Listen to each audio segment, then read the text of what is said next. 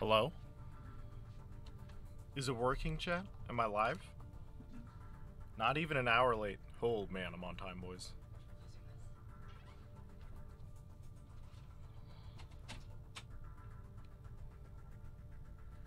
We live? It's a literal hamster. Chat, it's time.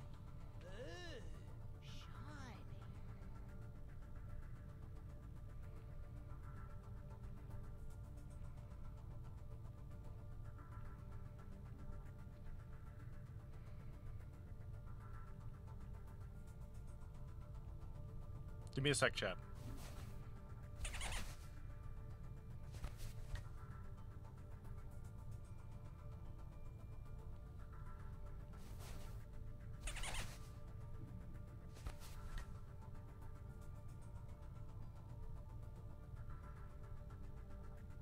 He's so cute. What the fuck?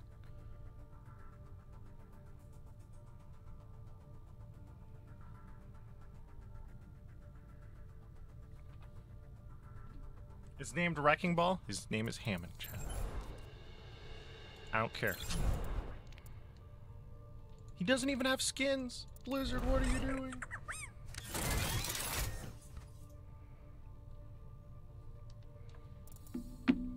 Alright, chat.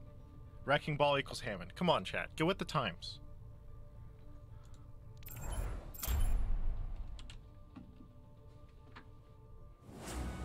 Alright, let's see his abilities first.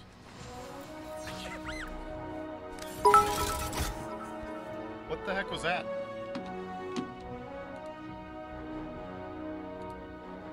Sorry, chat. You're gonna disable donations. I don't know what that was. It scared me.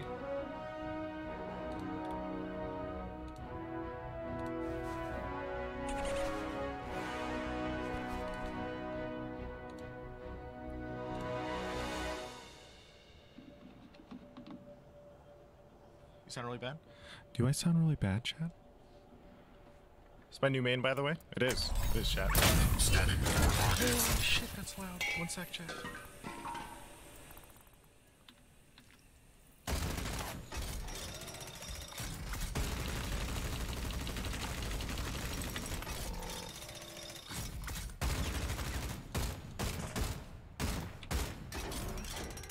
Too quiet? Chat, you guide me here.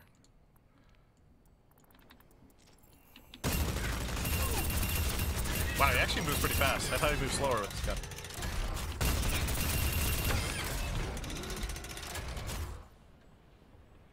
Your mic is quiet. Game is fine. Alright, one sec. How about now, chat? Is it better? Alright, let's check this out. Automatic assault weapons with the left click. Grappling claw. Rapidly swing around the area. Enables high-speed collisions. With his right click? Rolling out. I'm not buying high-speed collisions, chat. I have to go... Gotta get some speed? What's the speed I need, chat?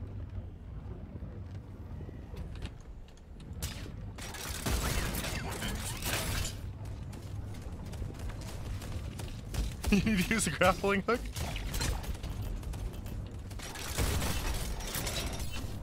Let me learn this, chat, okay? I'm learning.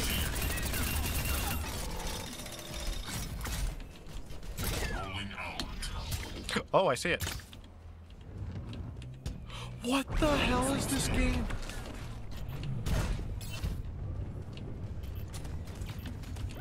Alright, right. Give me a second, chat. This is actually insane.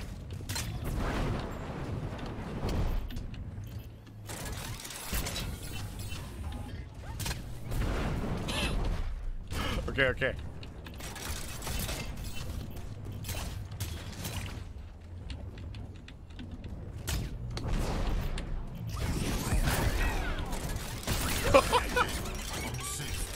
What was that? Wait.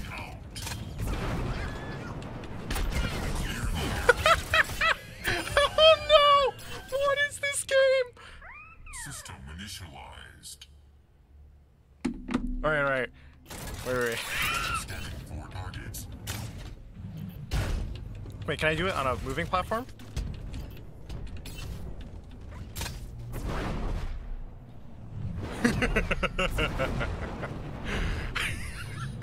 Full sky. Let's go, chat. Oh!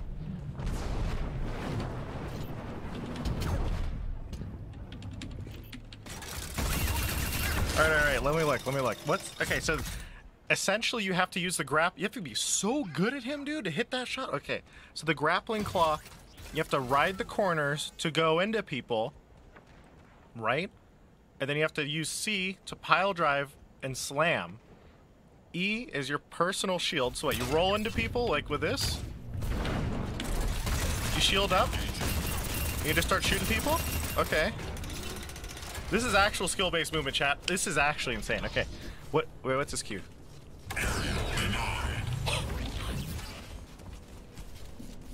I can't wait to see someone play Tracer into this.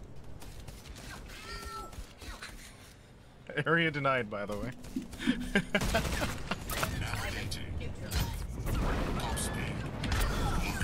Oh, it does a double knock. Did you guys notice that? Ooh. One sec. So it looks like, here's how most players will play, right? They just roll around and they don't know how to use the claw. It's actually hard to get this out. So wait, I'm curious. Can I do a pile driver from high ground with just the roll? Wait, check this out. Oh, you can, okay. So you don't even have to use the claw. The claw is just like, if you want to like really combo someone, I guess.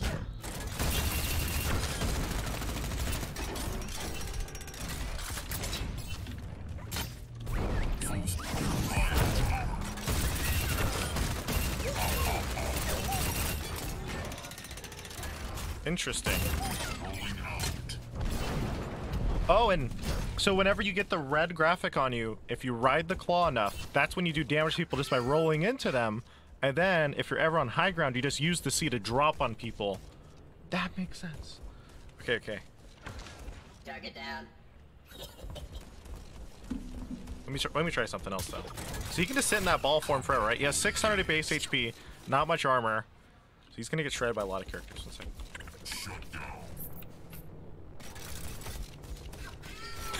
Jesus Christ.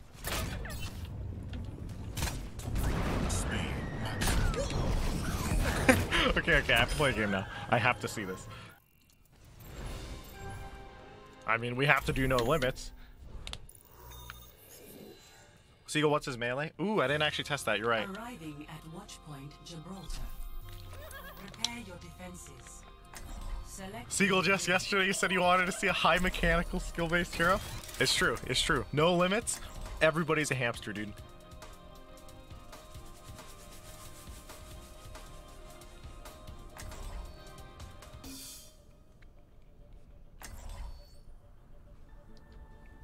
I'm excited.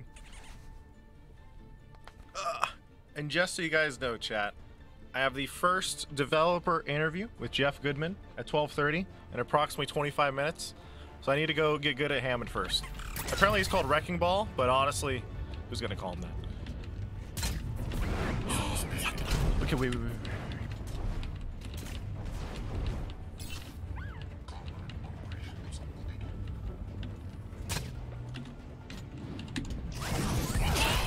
This is gonna be sick.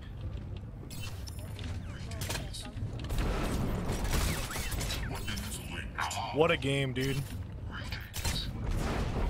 They actually just put Spider-Man in Overwatch, chat, except Spider-Hamster and a ball. Wait.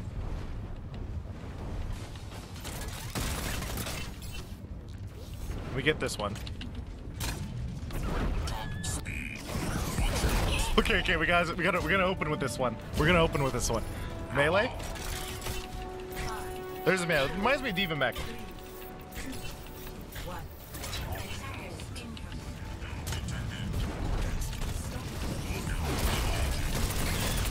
No, I got hacked. Who plays Sombra? No, go away.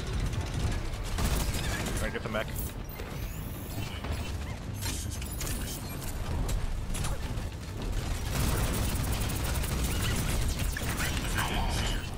Oh, you get so much health too.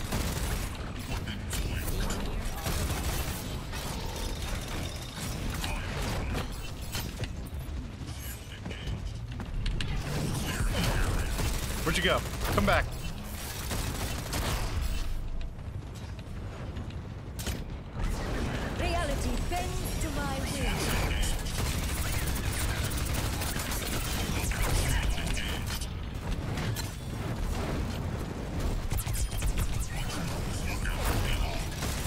Holy crap!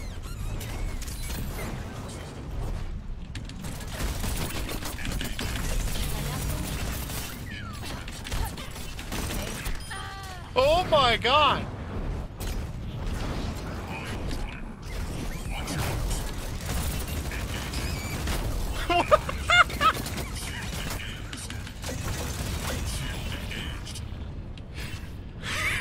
Oh no! Run away!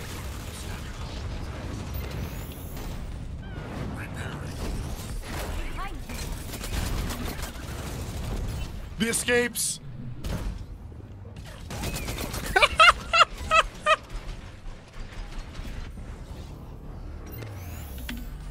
Oh my god. He actually has decent tank. I mean, this is probably the most fun mechanic they've ever put into the game, in my opinion. This, but... Oh no, that's a minefield!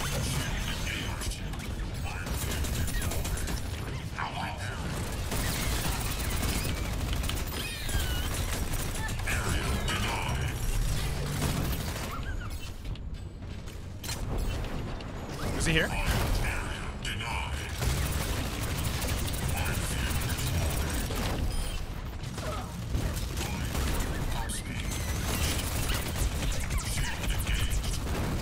Look it out, boys.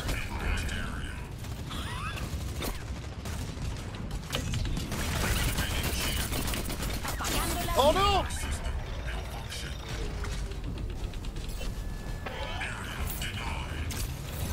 Thank you, Sombra.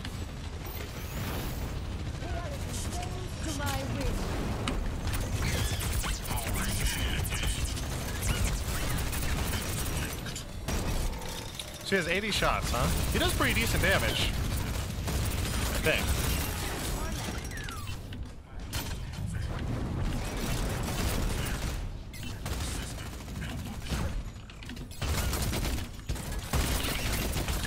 Oh shit!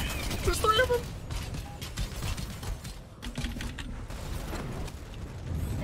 Alright, chat. This is an interesting character, chat.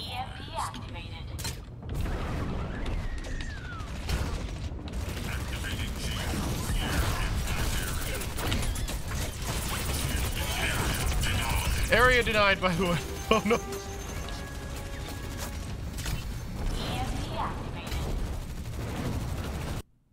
Crap.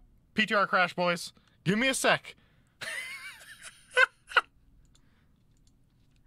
This is why we call it the test region, chat. Alright? It's a test. Give it a sec. Now playable, boys. There's too many of them. I mean, I could play a normal 6, but I feel like every single person on PTR is currently going to be playing No Limits, chat. You've shown too much, it's over. Dude, it's going to be insane. Also, if there's any issues with volume, whether it's my microphone or the audio or anything else, just let me know. We'll keep trying No Limits. I have to get a hold of, like, just his grappling hook, man. It's crazy. Jane says Pugs. Wait, you want to play Pugs, Jane? I'm down. Wait, do I have you on? I don't have you on PTR. Wait. Wait. I made the mistake of alt-tabbing. I'll message you on Discord, Jane.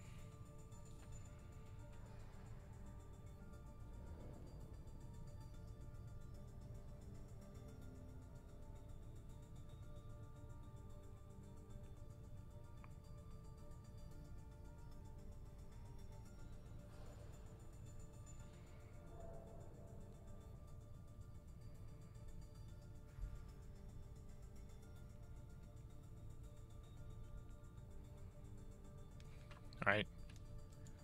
I told him to add me on PTR. Streaming Wrecking Ball versus AI. What might you get? I'm not currently at home right now. I'm actually at Blizzard, chat. Being local has its benefits. And I get to interview Blizzard developers, chat. About Hammond, the state of the game, Overwatch in general. And chat, you are the ones who get to ask questions.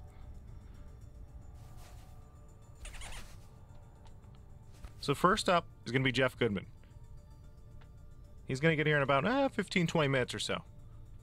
So I'm not sure how long I can play with Jane, but we're going to try asking questions while playing in a pug at the same time. It's going to be a little bit difficult. Kaplan or Riot? We'll see. We'll get there, chat. We'll get there.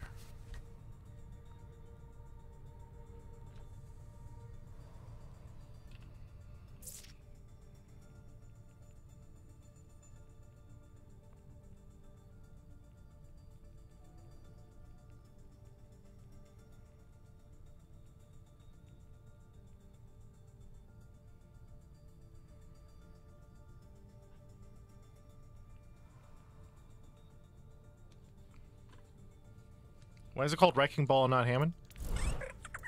You know, that's gonna be my first question for developers, actually. Look at him. Look how cute he is. Hey, where's your voice line, little guy? Show me your voice line. Oh, dude. No gold guns yet. It's his last name? It's his disguise? Okay. Seagull, how do you get the grappling hook to work? You're Spider-Man. Just think of it as your Spider-Man. Don't think about it. You just have to swing around corners, alright? Now it's at Jane and Friends, boys. Alright, we added him. In the meantime, we're going to be playing some No Limits. Just swing forehead. Is he wrong? Leaked? Hey. I asked him if he was okay with me typing on stream. He said, yeah, sure.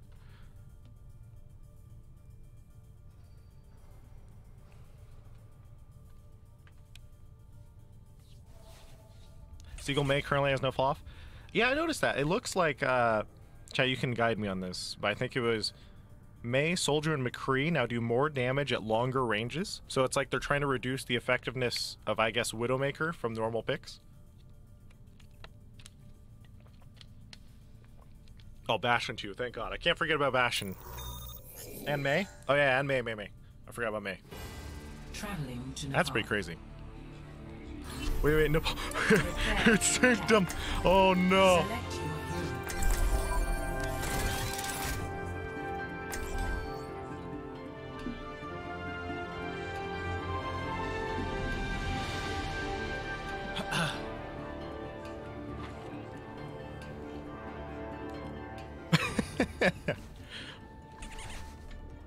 Why is he so cute? God.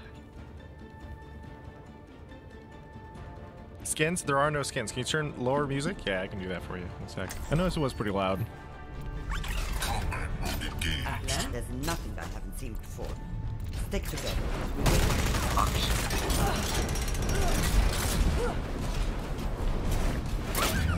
You know, I noticed every once in a while the audio is a little bit laggy. I think I'm just lagging actually because it's PTR. Time to heal up. I am loving it. 5, 4, 3, 2, 1. Turn down the volume? Okay, one second. Capture the objective. Is that better for you, chat?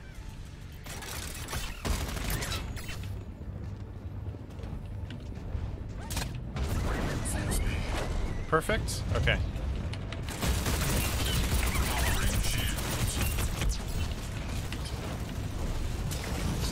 Ooh, that... So the knock-up is the truly crazy part. Alright, let's go. Swing me in. Swing me in.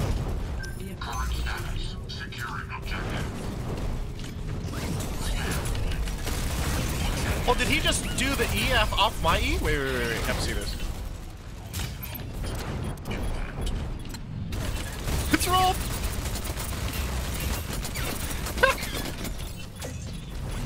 Oh no!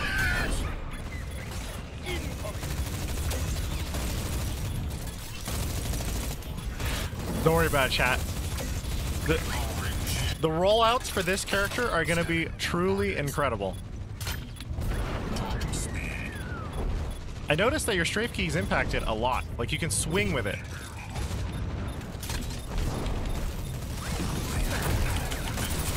But look at that. My E is amazing right now. I did one E. It was like... seriously, like 200 shields or something. All right, Jane has a lobby up. Oh my goodness. Let's go, Let's dude. get into it. Let's get into it. Okay. Let's go, dude.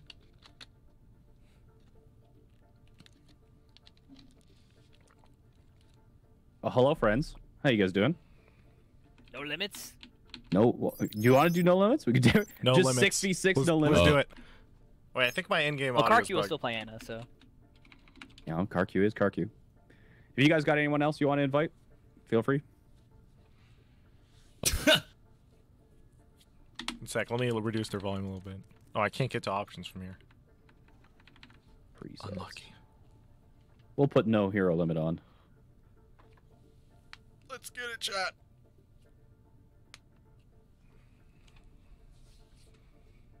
Chat, this character is gonna change the game. Get 2 more.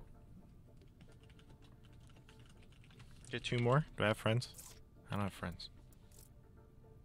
Crap. Max Games $2 says, how are you supposed to beat this hamster as McCree, Hanzo, or Genji? Danny, nice. Honestly, I'm not sure what his damage actually is, because I've only shot other hamsters right now. So, I think if you annoy his if you avoid the We'll knockup, start. We'll just grab a. then you're I don't probably have them. fine. Jane 147. So I'll if you're check my friends McCree, list of you people could who've added probably me. stun him in the I air. don't think I have any other big names.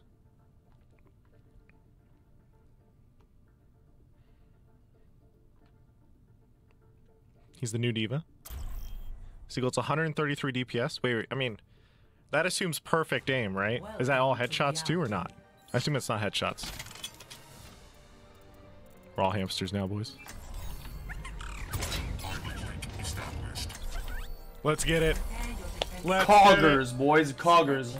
Coggers and lead. Oh boy. We're good, here we go. We will lower the volume. Roll out. Sorry, PTR volume is a little bit different. Yeah, I'm gonna end up in the water probably, so. Guys, I think we need some healers. Karq, Yeah, can just you hit- play Anna? No, Can just you put play your, Ana? key next to a bunch of people, it'll be good. Can you play Ana, chat, please? Thanks. What's the max health on these guys? It goes up to 1,000, I think? 1,400? Or Yeah, 1,400 it's maybe? nuts. 1,000, but yeah. So high. Chat, are you willing to play? How does Brigitte react? Chat, can you heal me? Let's get it. Yeah, what to find out. Volume too low? Is it too low? Watch this. All right, one sec. Wait, Jane, how did you speed up? Oh no. XQC, Oh, dude. do You it get on so the edge. loud You so can't fast. connect You to the got it. floor. It's a fine line, So dude. you can just. All right, can I go off the map? Wait. And you'll Oh my keep your speed. god. Oh no. Oh, wait, we're safe. Wait for it. Oh This no. is actually gonna test my aim. Keep up with the fucking balls. Let's go. Nice one. All right, wait. I just noticed, chat. If you hit space, you just instantly let go of your grapple. I don't know why I just put that together. Wait, you can push people off, right? Just hook Oh, hook dude, my- I'm doing it, dude. Wait, I not- know wait, the that's strategy both. now. Do it. It's on, chat. Well, It's on. Knock people off the bridge immediately.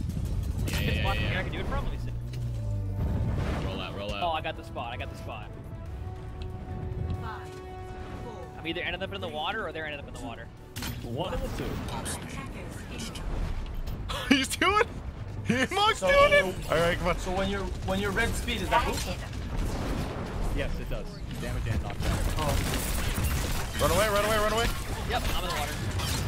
I'm going. High ground, boys. What?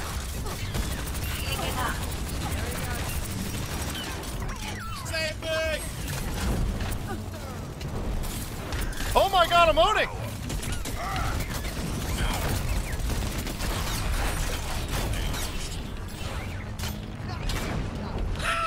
This character's insane! Sorry, the sound is definitely bugged right now, chat. I can't really fix that. I'm sorry, but this is insane.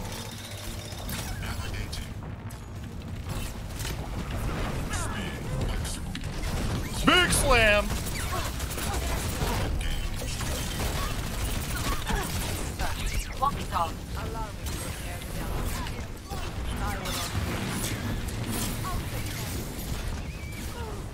Let's kill it. Stop. Let's banana. No!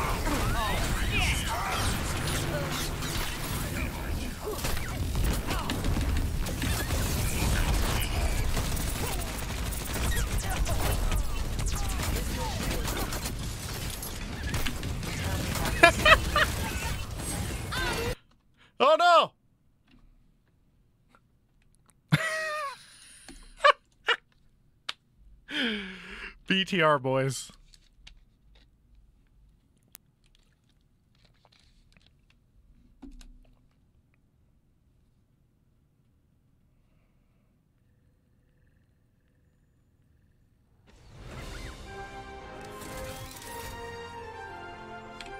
All right. We gotta get back.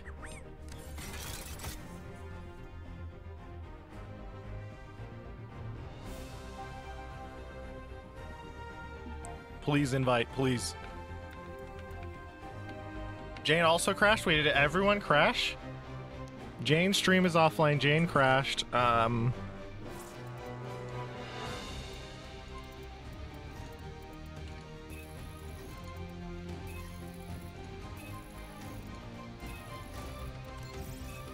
All right, who's on my friends list? Is everyone in there? Big, let's get it. Welcome to Rialto.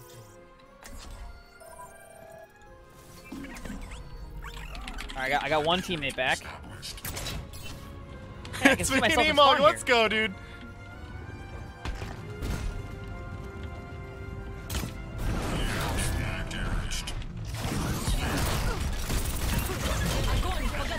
You're in and then you're out, chat. It's that easy.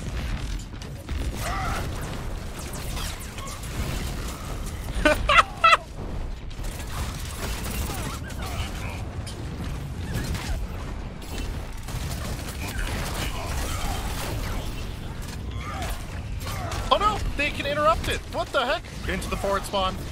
Escape? Come out the other side?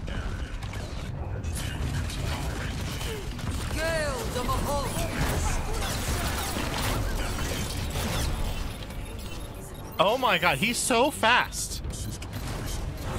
Yeah, I know I'm throwing the game. He's so fast. We almost had them. Touch from afar. Score 0-3. Switching sides. Wait, who all crashed? Like half the people. I was by myself. Yeah. Like everybody crashed. It was crazy. Oh no, reset my audio settings. Here, we'll lower the volume a little bit. Hey, good chat. My guy was glitched for a bit. Oh, Then I was too like, low. I could see myself in like a. That should be hamster good. Like the hamster walking around. Siegel, this hero is My game just trash. completely Thank you tapped for out and your just got a in-depth crasher. analysis there. Yeah. Same. How do you Try to get know? everybody else in once they get back online.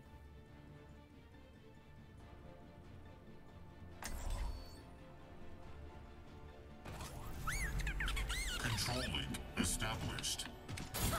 Rolling out. Swinging. Speed maximum.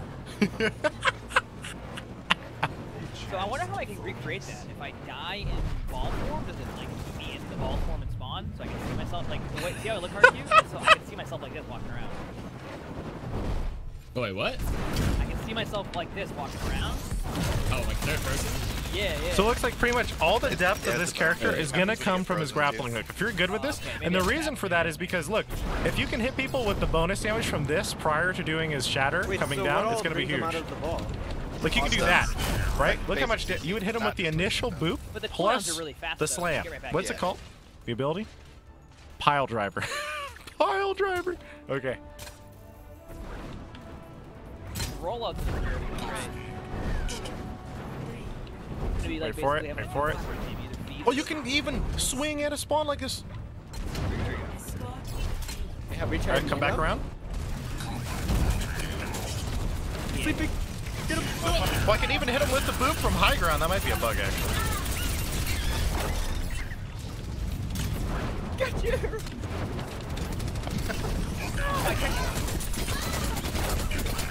No, I'm 1 second away.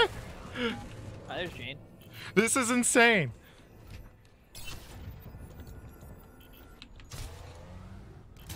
All right, let's keep going. Hamster revived. Oh. That's my Discord.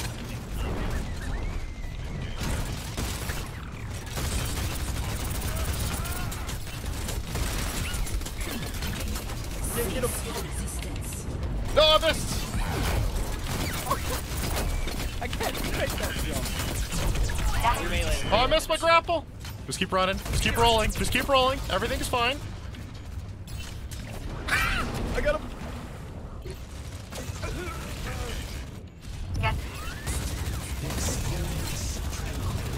Don't be afraid. Go on, roll, E-Monk. Just keep rolling, Chad. Everything's fine. Yeah, there we go. Top speed reached. This character is gonna be so mind-blowing when he gets everything going. Oh, ball in the back.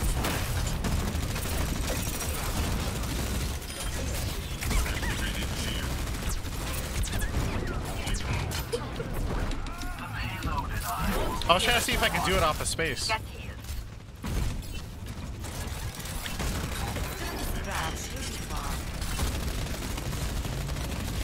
This Arista is a goner, dude. Oh no! I heard a meteor strike. Oh god. Coming back. Wait for it, wait for it.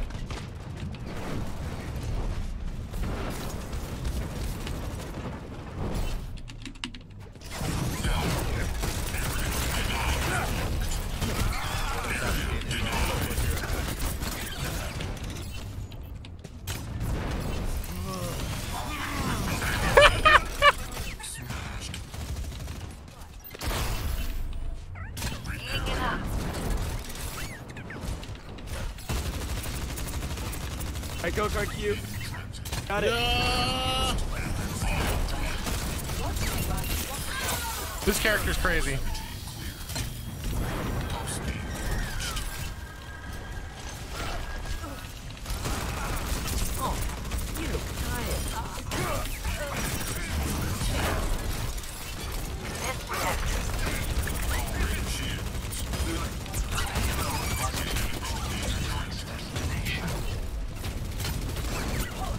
I hit him twice with that.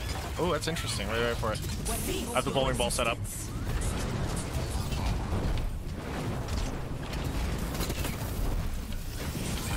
I need to hit it. Come on, come on. It's so hard. Alright, screw it. Let's do this.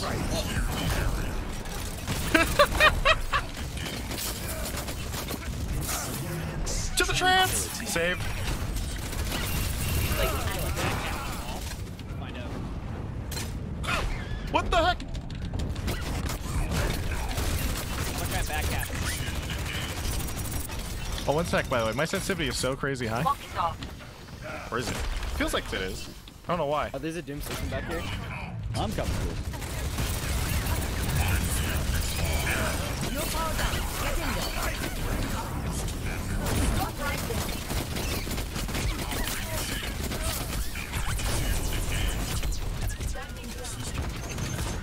Y'all know if Lucio boots the back. Oh shit!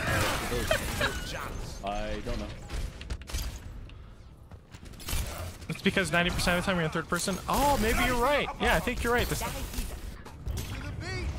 Oh my god, I'm so. We're going fast. Oh,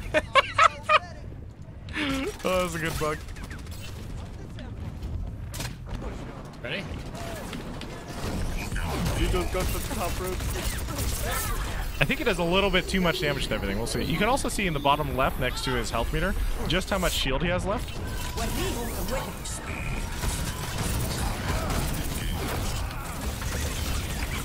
We're dropping the minefield, boys.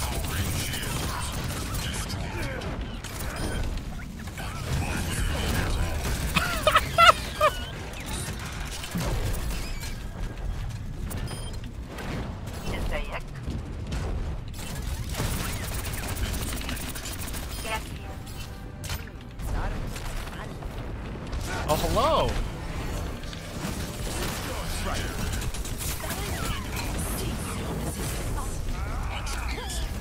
How are you doing? What's up? Jeff Goodman, how you guys doing? Might have to be a little bit close to the microphone. I don't do this. But everybody, the first developer is coming to come say hello, answer some questions, if any you may have, chat. This is Jeff All right. Goodman. That's a lot better. You're right. Okay. Let's see, Hey, guys. let me increase your mic volume just a second. Try talking now. Hello. Oh, there he is. All right. Oh man, it's been a crazy morning. I know, it's, you guys got I can't believe you guys even made the tech to make something like this possible. Yeah.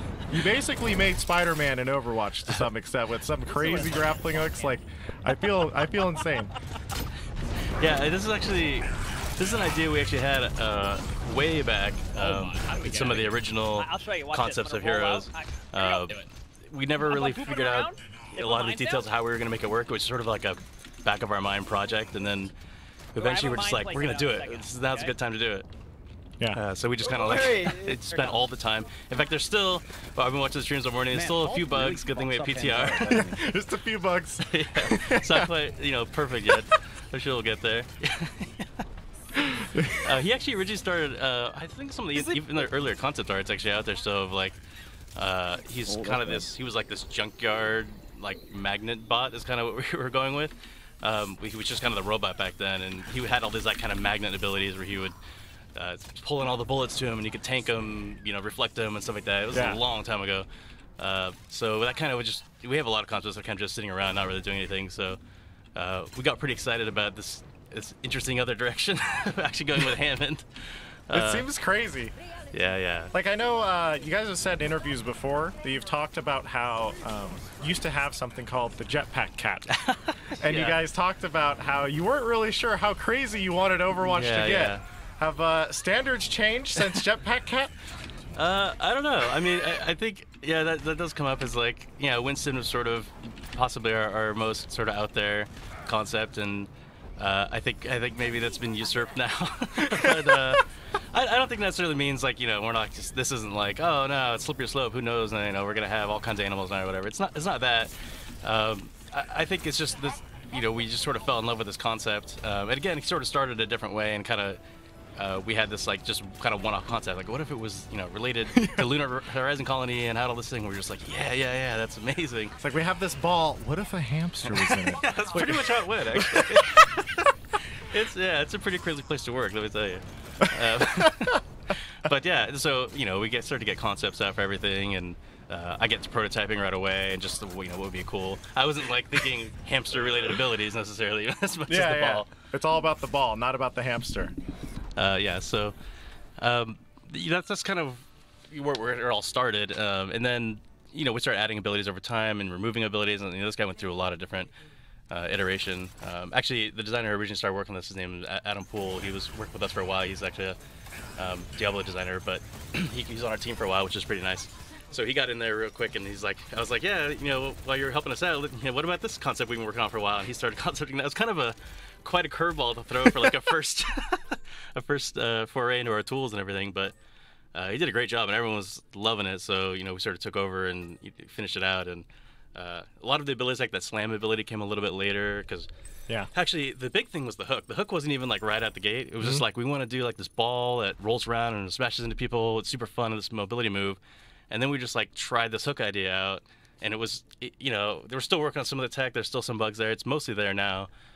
We'll have everything cleaned up pretty soon, but it's like, once we got that in there, it kind of transformed everything, because it's like, now you got all the vertical mobility. Now he's crazy. He's like, he went from, I could see how if he didn't have the hook, he'd almost be kind of boring, because he just rolls around in a ball, and that's all he would have. But now with vertical mobility, it adds everything, because just even playing just that 1 or 2 games I play with him now, I can just imagine so many different players come up with all these hook routes where basically I'm going to know exactly where I have to hook and like keep the momentum, so I go flying through doors and act literally, as his name in game is Wrecking Ball. Yeah, totally. Because I think a lot of his damage is going to be, you could actually just hook a corner and just come down over and over like a Wrecking Ball. Yeah, totally. And I don't know how much damage it does, but it seems like it's pretty decent. The impact does 50 right now, just on the, if you get hooked onto something, you actually get this sort of, people have seen it by now, you get the extra speed boost, and that's where you kind of like light on fire, and during that moment is where you actually do the knockback and do the damage and everything.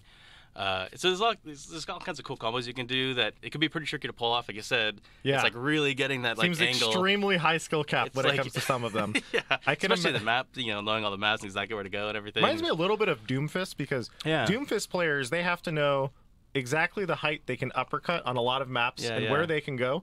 And this character is going to be the same type of way, where you want to know all of your normal, if you're going to hook a corner, you want to know exactly where you're going. Yeah. And I think the general rule of thumb when you're playing him is like, try to hook yourself really high, basically, because you're going to get the widest angle, and you can get a lot of height off of that and everything. It's sort of like the biggest tip if people want to try him out. But yeah, once we got that hook in there, it was like, oh, and this is a crazy idea. And we tried, and we're like, this is actually really awesome and totally fixed the Wrecking Ball theme. Yeah. And, originally, he was just, like I said, on the ground, and we had this idea where, oh, maybe it's like takes a while to build up speed, and maybe you can use ramps to go faster, which actually still exists. If you go down ramps, he actually goes a little bit faster. He won't go into that level 3 speed like super fast, but you can actually like, use the environment to speed up. It does make sense. He is a ball. Yeah, exactly. It would be kind of weird Yeah. playing a ball character and not speeding up if I was going down a hill. Yeah, exactly. Yeah. There's actually a lot of like subtle stuff in there too. Like if you just stop on a slope, he'll just start to roll sliding? down. Yeah, oh, start to roll down. yeah, that makes sense. There's like a lot of little stuff we did there. So that was sort of the original thing. And like you said, you're like, yeah, it sounds like that'd be kind of boring. Yeah, it was pretty boring actually. Okay, that makes sense. It was like, oh man, this is sort of cool when it works, but there's a lot of times where you're just like, you can't build up speed, or there's no ramps in this level, or there's. So the hook sort of just was like game changing. It's like, oh, now then the slam idea came into play, and it was like, oh man, this whole kit. And then the slam pulls everybody in, and you have a thing where like, the shield is the more enemies near you, the bigger it is. So you pull people in, and then you shield, and then the mines, of course, are close. It's like this whole package. Everything right? synergizes together really well. Also, what's cool about the mines is if you launch up in the air really high and drop them, they actually they fall down at an angle. So they spread out more. The pattern will be more spread out. Oh, okay. So you can kind of control the pattern a little bit. Like if you want to drop them, try to cover all of Hanamura B, you could try to get real high or something. So can the enemies destroy the mines? Yeah. They have 50 health right now. It's quite a bit, actually. It seems like, we still get feedback occasionally. It's like, oh, it's pretty hard to kill him if you're Zenyatta or Lucio. There are certain heroes that are definitely have a harder time. Although Zen actually has a cool trick where you can just ult and try to blow them all up. Yeah, you could. So that's pretty cool. So then it's not necessarily an ability you want to use like before the fight. You want to use it in the middle of it because they have less health. Chaos, yeah. It's hard to sort of be in the middle of a fight and you're worried about your positioning, and then suddenly there's all these mines, and now you're like, well, where do I stand now? How much damage does each mine do? Because I notice he drops like 10 or 12, I think, and just a giant circle around him. But yeah, I can't remember the exact amount. It's like 120 or 130. It's quite a bit. Oh my god. Yeah. Okay, so it's basically just like a fair rocket for each one almost. Exactly. Okay. Yeah. That's a lot of damage. Yeah, especially if if they're not ready for it. Or, of course, if you combo with anything, Zarya is always the the best combo. She's the combo queen. So everything works with her, including this. I can imagine. It's just a really, really fun character. And I'm really excited because one of the things that I missed from other games in Overwatch was skill-based movement, and I feel like this character is pretty much the epitome of skill-based movement. I don't think you get much more skill-based movement than this. But yeah, you have a lot of people falling off to their deaths accidentally. I'm actually scared to play on this map right now. Yeah, but you can do stuff like on that pillar right there. I don't even know if this is good necessarily, but you could just swing around there and become like this sort of I'm gonna try that area denial just by yourself, and you just like, well, see, and you keep going. And like, he's really weak to CC. I think I've already seen people playing Mei against him. And, that's PTR for you. Sounds like PTR. Right. I've been told top men are on that. That's the quote. Top men. Top men. Top men. Good. Yeah, but like the playtest, he's got a huge hit volume, hitbox. So it's like he's like a sleep dart magnet. Mei is really easy to freeze him, and he does. He's got a lot of mobility, but it's all actually like moving around as opposed to blinking around. So Mei actually is just really effective against slowing people down. So that's really strong, and stuns Brigitte, McCree, stuff like that. Anytime you can stop him. Actually, even simple as like a Orisa halt, just for the slow, like because you just lose all your momentum, and he's so much about the momentum, and it's like it's really hard to sort of get it back up to speed, and you're sitting around the whole team probably because you probably dropped on everybody. So in other words, you don't want to get trapped as by a Junkrat. Yeah, oh yeah, that's real bad. You probably won't live through that. What's cool about his shields, actually, I don't think anybody's picked up on this, and we don't want to like overload the F1 tip with like just a bunch of nuance on there. But his adaptive shield, actually, we got new tech in, so that shield buffer that he gets doesn't give ult to the enemy team when they shoot it. Oh, is that similar to how Lucio works? I forget. No, Lucio, you actually get ult right now. We talked about maybe changing that as well for him. We'll see how this goes. I remember people were confused about that a while back. Yeah, there's actually, that's why you sometimes see those videos where like Lucio ult a bunch of people and then you like boop them all in the pit. Yeah, and you get full health credit for their over health too, and you just get like your ult instantly. Yeah, so it's like that makes a lot of crazy amount of ult credit. But yeah, it's really nice because it's like we want to do this tank concept. We don't want to like drop another Winston dome in front of everybody because like we have a lot of barriers. There's in the game. A lot of, I would say there's a lot of visual clutter in the game. Yeah. And so if you drop another type of big shield like that, then it becomes hard to actually see stuff. Yeah, no, yeah, exactly. So we were like doing everything we can. Like, what could we do? What's a cool tank move we could do to get in there and feel like you're taking for your team and surviving, but not drop this huge shield, right? So that's where we came up with this idea where it's like, he's just really hard to kill for that window, and you could drop in and you feel like you can kind of go 1v5, 1v6 for at least that window of time. Yeah. And still get out, unless you get CC'd to death, but that can happen. But yeah, so that's why that shield is so massive. It's actually 100 overshields base, and then 100 extra per target near you. There's actually Hammond's got pretty strong CC. a little indicator in the bottom left of your HUD that like will actually count the number of targets around you, so you can see. Yeah, I saw that. So like, it reminds me of the Lucio Aura stuff, where it tells you how many people are around you. Yeah. So yeah, it came with that. We were playtesting originally, and was like, well, I'm dropping in. I have 1100 health or whatever. But then, Reaper just shoots me a couple times and he ults me or something because it's like he gets so much ult. Reaper would act because he's such a huge character. He's also spherical, so you get like the spread. Yeah, is, like, it's perfect. Yeah. Like you cannot miss him. If like even a single pellet will every single pellet will hit him. Yeah, that must be crazy. The only thing I get worried about with something like Hammond is when I noticed wait, do you guys call him Hammond or Wrecking Ball? He's Wrecking Ball. Really? Yeah, you guys call him Wrecking Ball? Yeah. Wait. His name is Hammond, like sort of like Lena is Tracer, right? It's like that's his name, but in the game he's Wrecking Ball, and everybody. There is zero chance everyone is going to call him Wrecking Ball. I'm just telling you this right now. The community is going to rename him Hammond. That's fine. I'm okay with that. I've come to terms with it. The only thing I was worried about was I noticed when he does the drop, I think it's called the pile driver. Yeah. He does a massive AoE knockup of everyone, and that's almost CC of like everyone in the range. Yeah. And so I just feel like that CC feels incredibly strong to me on a first playthrough, where essentially I can grappling hook in, I can drop down, and I can tank for a little bit. And not only do I do damage to them, but they're also CC'd. And so if I have any teammates who are also going with me at the same time, I get like I can just imagine, the Winston leap.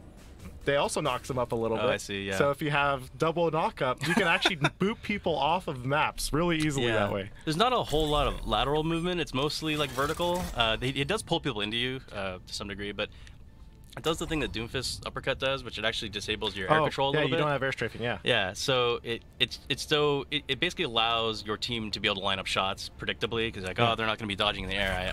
For this moment anyway, especially for the Widow, Hanzo, some kind of sniper. And you can line up the shots really easily. It helps a lot. But it's not actually a hard CC. Like, you can do all your abilities and everything. Like, if you're Tracer, you can just blink away or recall. Yeah, you're right. So I think, especially with the type of abilities we have in the game, it's surprising how easy it is to sort of get out of, depending on your comp. It can also be blocked by barriers, so if you turn it the right way, you can block a lot of people. Of course, if you're jumping behind somebody, that can be difficult, or jumping behind the runner.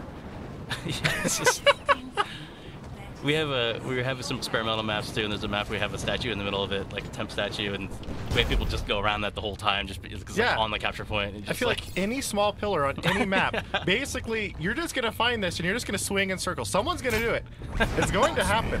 Yeah, it's sort of like you're kind of tanking. People like can't help but not shoot at you. I mean, they have to shoot at you basically. It's like this beacon.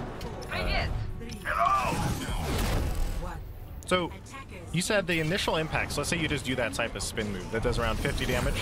So that's just running into somebody. Actually, does 50 if you're going full speed. Yeah. The slam ability is interesting. It can do up to 100 if you land right on somebody. It's got like really strong fall off. It falls off all the way down to 20 over an 8-meter range. So it kind of extra rewards the accuracy. If you land right on somebody, you don't get the pull effect really because they're already right there, but you get all that extra damage. So.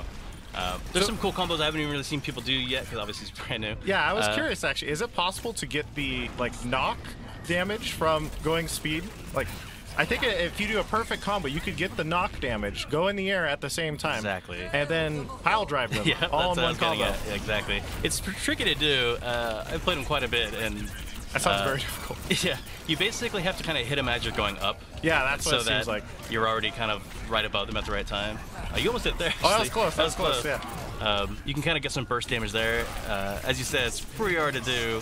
I think as people get really good at it and know certain map spots, it might be sort of easier in those spots. His knockback seems extremely strong on his normal abilities. He also he gets that sort of, we internally we're calling it level 3 speed because he had these kind of 3 gears he goes into, but it's basically just a ramp speed. Oh, get that. Oh, that's good. Yeah.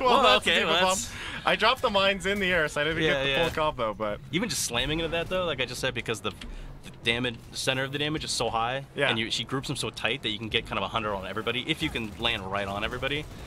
So even that, without the ult, is super strong. You can use this as like a launch point, too, if you can time it just right, and launch and then hit your slam. Or the pile driver. I just call it slam all the time, because internally we kept calling it was called slam for a while, so... Oh. Yeah, they got knocked up pretty far, but they still can't use abilities. Mm-hmm. Uh-oh. Oh, no, the mines! Wow, those do a lot of damage. Yeah. You're right, okay. So we spent, actually, one of the things we were like iterating a lot, and it's actually just recently, I think like 2 days ago, we just made some big changes to it even, but the mines visual and sound and everything, because it's so much damage, and it's so important for you to know that they're there. But we get that a lot when we're working on different abilities. Like, okay, you really need to know about this thing. Oh no, you really need to know about this thing. So I sort of don't envy the sound designers. We're constantly telling them, no, you need. This is the most important thing all the time. Like, this is the most important thing. Yeah. So we were working on that particular ult sound, both when he's deploying it and when they're on the ground, but also the visual effects. Those kind of long spikes now. Oh, that was pretty sick. Oh, he got stunned or something. No, there was a halt. See, that's what I'm saying. I wanted to swing back and just get away to safety. Yeah. I mean, obviously, he's paired super well with, like, Zarya, because the ult and stuff, of course. And you can shield him when he goes in. Yeah, it's like, you know, Winston or D.Va. Anybody diving in and getting the big shield on him is like a free 40 energy for her, practically, and you know, obviously saving him some damage as well. Yeah. But do you know if you can make the loop underneath King's Row? I literally don't think I've ever seen anybody try this. You might be the first person to try it. I'm sorry. Oh, get it. There it is. Oh, that bug. That was sick, though. Pop the minefield. Oh, you're going into minefield? Oh no, it's their minefield. Yeah. Oh my god. I got 2 kills with the minefield, but jeez. Worth. That was worth. So yeah, we're still like, especially, you know, PTR is about bug fixing, but also about getting feedback and everything. So about anything really. But as I was just mentioning, that minefield, we've been iterating a lot just to make sure you know it's there. You don't want to feel like I didn't even know I was standing in minefield when I died. Yeah, so I know you that. should know and just be like, well, I couldn't get out, or I chose to, you know, try to get some damage in before I went down or something. Oh no, I think I accidentally used a grappling hook before and I missed it. So it should work like, you know, Widow grapple. Like, you miss entirely, it doesn't cause it a cooldown. Yeah, I gotcha. But yeah, there's sometimes you get stunned or something and it'll drop your grapple and then you lose the cooldown. You should for it? I'm doing. I'm gonna try it. I don't even know. That's pretty good. Oh, no. I can do it. I can do it. There's still time. Wait, it needs to be just properly angled though. Come here. This is like a new minigame waiting to happen. He made it. It's like American Gladiators. No. That guy made it. He's just better. Oh my god. He's so good. I like he must have seen you go down there. He's like, oh, this is happening. I'm gonna try this real quick. And he just does it, just leaves me behind. I was like, that was easy, and I just die. Like, oh, sorry, dude. Oh, there's a combo. Oh, that was good. There we go. That was good.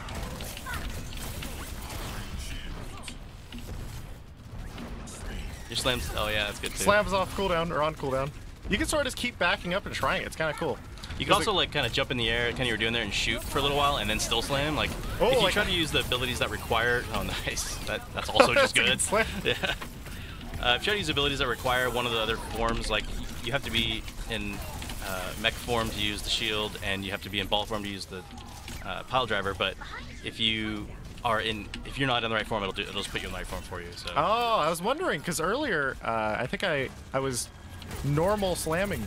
I was kind of surprised. Yeah. So you can like jump in the air and start shooting from the air, and then slam still if people go underneath you or pile driver. I spelled slam. You can go through it seriously. It's honestly a super fun character. Sweet. I heard her shatter. Oh no. Oh no. Your shield and pray. Not good. That's a minefield. Yeah, that's the problem. We have a Zen's got you. We're good. Oh, Symmetra! So, Hammond / Wrecking Ball is not the only new character that you guys have revamped recently. There's also Symmetra. Yeah. I mean, honestly, the game's getting pretty crazy now. We have a rolling hamster ball. We have a character with a teleporter that you could put on like a 10-second cooldown. Are you guys a little bit like worried about how crazy Overwatch is becoming? I think Overwatch has always been a little crazy. Oh yeah, I guess it has been. No, I mean, I don't know. I think it's what's important is that you feel like there are, you know, unique opportunities for every hero and what they can do, what they can bring to your team. And certainly the old that was a great one. The old teleporter, you know, had a lot of that going on, but being able to use the teleporter now as it stands with all kinds of new ways to use it as far as comboing with your team and even just like saving yourself or saving a Zen that's just like caught out of position or something is great. They just capped. We all left. That was the C9. Yep. I didn't even notice. Nobody else did either. That's the problem. Oh man, the classic. Poor C9. Let's see. This forever named. Everyone knows it now. Although, you know, no press is bad press, right? Everyone knows. I C9 guess now. so, huh? It's transcended. Transcended. But yeah, I think Symmetra has been interesting. We've been getting a lot of feedback about her primary fire, feeling like it's pretty difficult to charge up and it's got short range. And yeah, we're keeping a close eye on that. I think there's definitely some validity to that. I think the concern was that it has this insane damage potential, right? So it's like the big thing was to try to keep that feeling where, like she's always had, that she's really scary when she gets ramped up. She's like a Void Ray. Right, She's going to start ramping up and you're in trouble. So even when we were doing a remake, we were like, well, we want to keep that because that's part of that potential is so exciting. And if you get that off, you get to play the game. You just melt 5 people. It's really cool. So I noticed when I was playing her. It was a little hard to tune that, but there's still opportunities to increase that. She also gets ammo off of shield, so I noticed when I was playing her on PTR, pretty much I just used only the right click unless there was a shield, and then I'd try and charge up off the shield, because I noticed that it took so long to ramp up the damage that a lot of the time you could do just spamming right click orbs. Yeah, I think it's sort of like Mei in a sense, where it's like you use the right click a lot. It's sort of like a longer range or just a primary. Yeah. But you kind of use the left click whenever you can or whenever you feel like you can get, you know, the opportunity is there for you. So I mean, we're keeping a close eye on her, like I said. I think she's super exciting, and there's a lot more she can do now. She's super flexible. She's definitely brings a little more, I guess, mobility to the table with teleporter. It's really cool to see, but I just want to know how crazy pro strats are going to get, because they already go down to every small detail, but now it's you tell me. I don't want to think about it right now. Yeah, no, I think that's sort of what's especially exciting about it. And I've already been seeing all kinds of posts and videos and stuff on everywhere online, on Reddit and everywhere, where it's just the craziest plays, you know, teleporting a static diva bomb. Oh yeah, you guys made it teleport. You can teleport abilities now, so you can teleport turrets, gravitons. You can't teleport projectiles. You can only teleport sort of entities. Oh, okay. So it's, you know, you can teleport an exploding diva mech, because it's technically not a projectile or anything, but you know, maybe someday, if it's hard to imagine, but maybe someday if the teleporter needs to be more powerful, then, you know, we can think about projectiles. But that's sort of a whole other layer of crazy that's hard for me to wrap my head around exactly what that would do.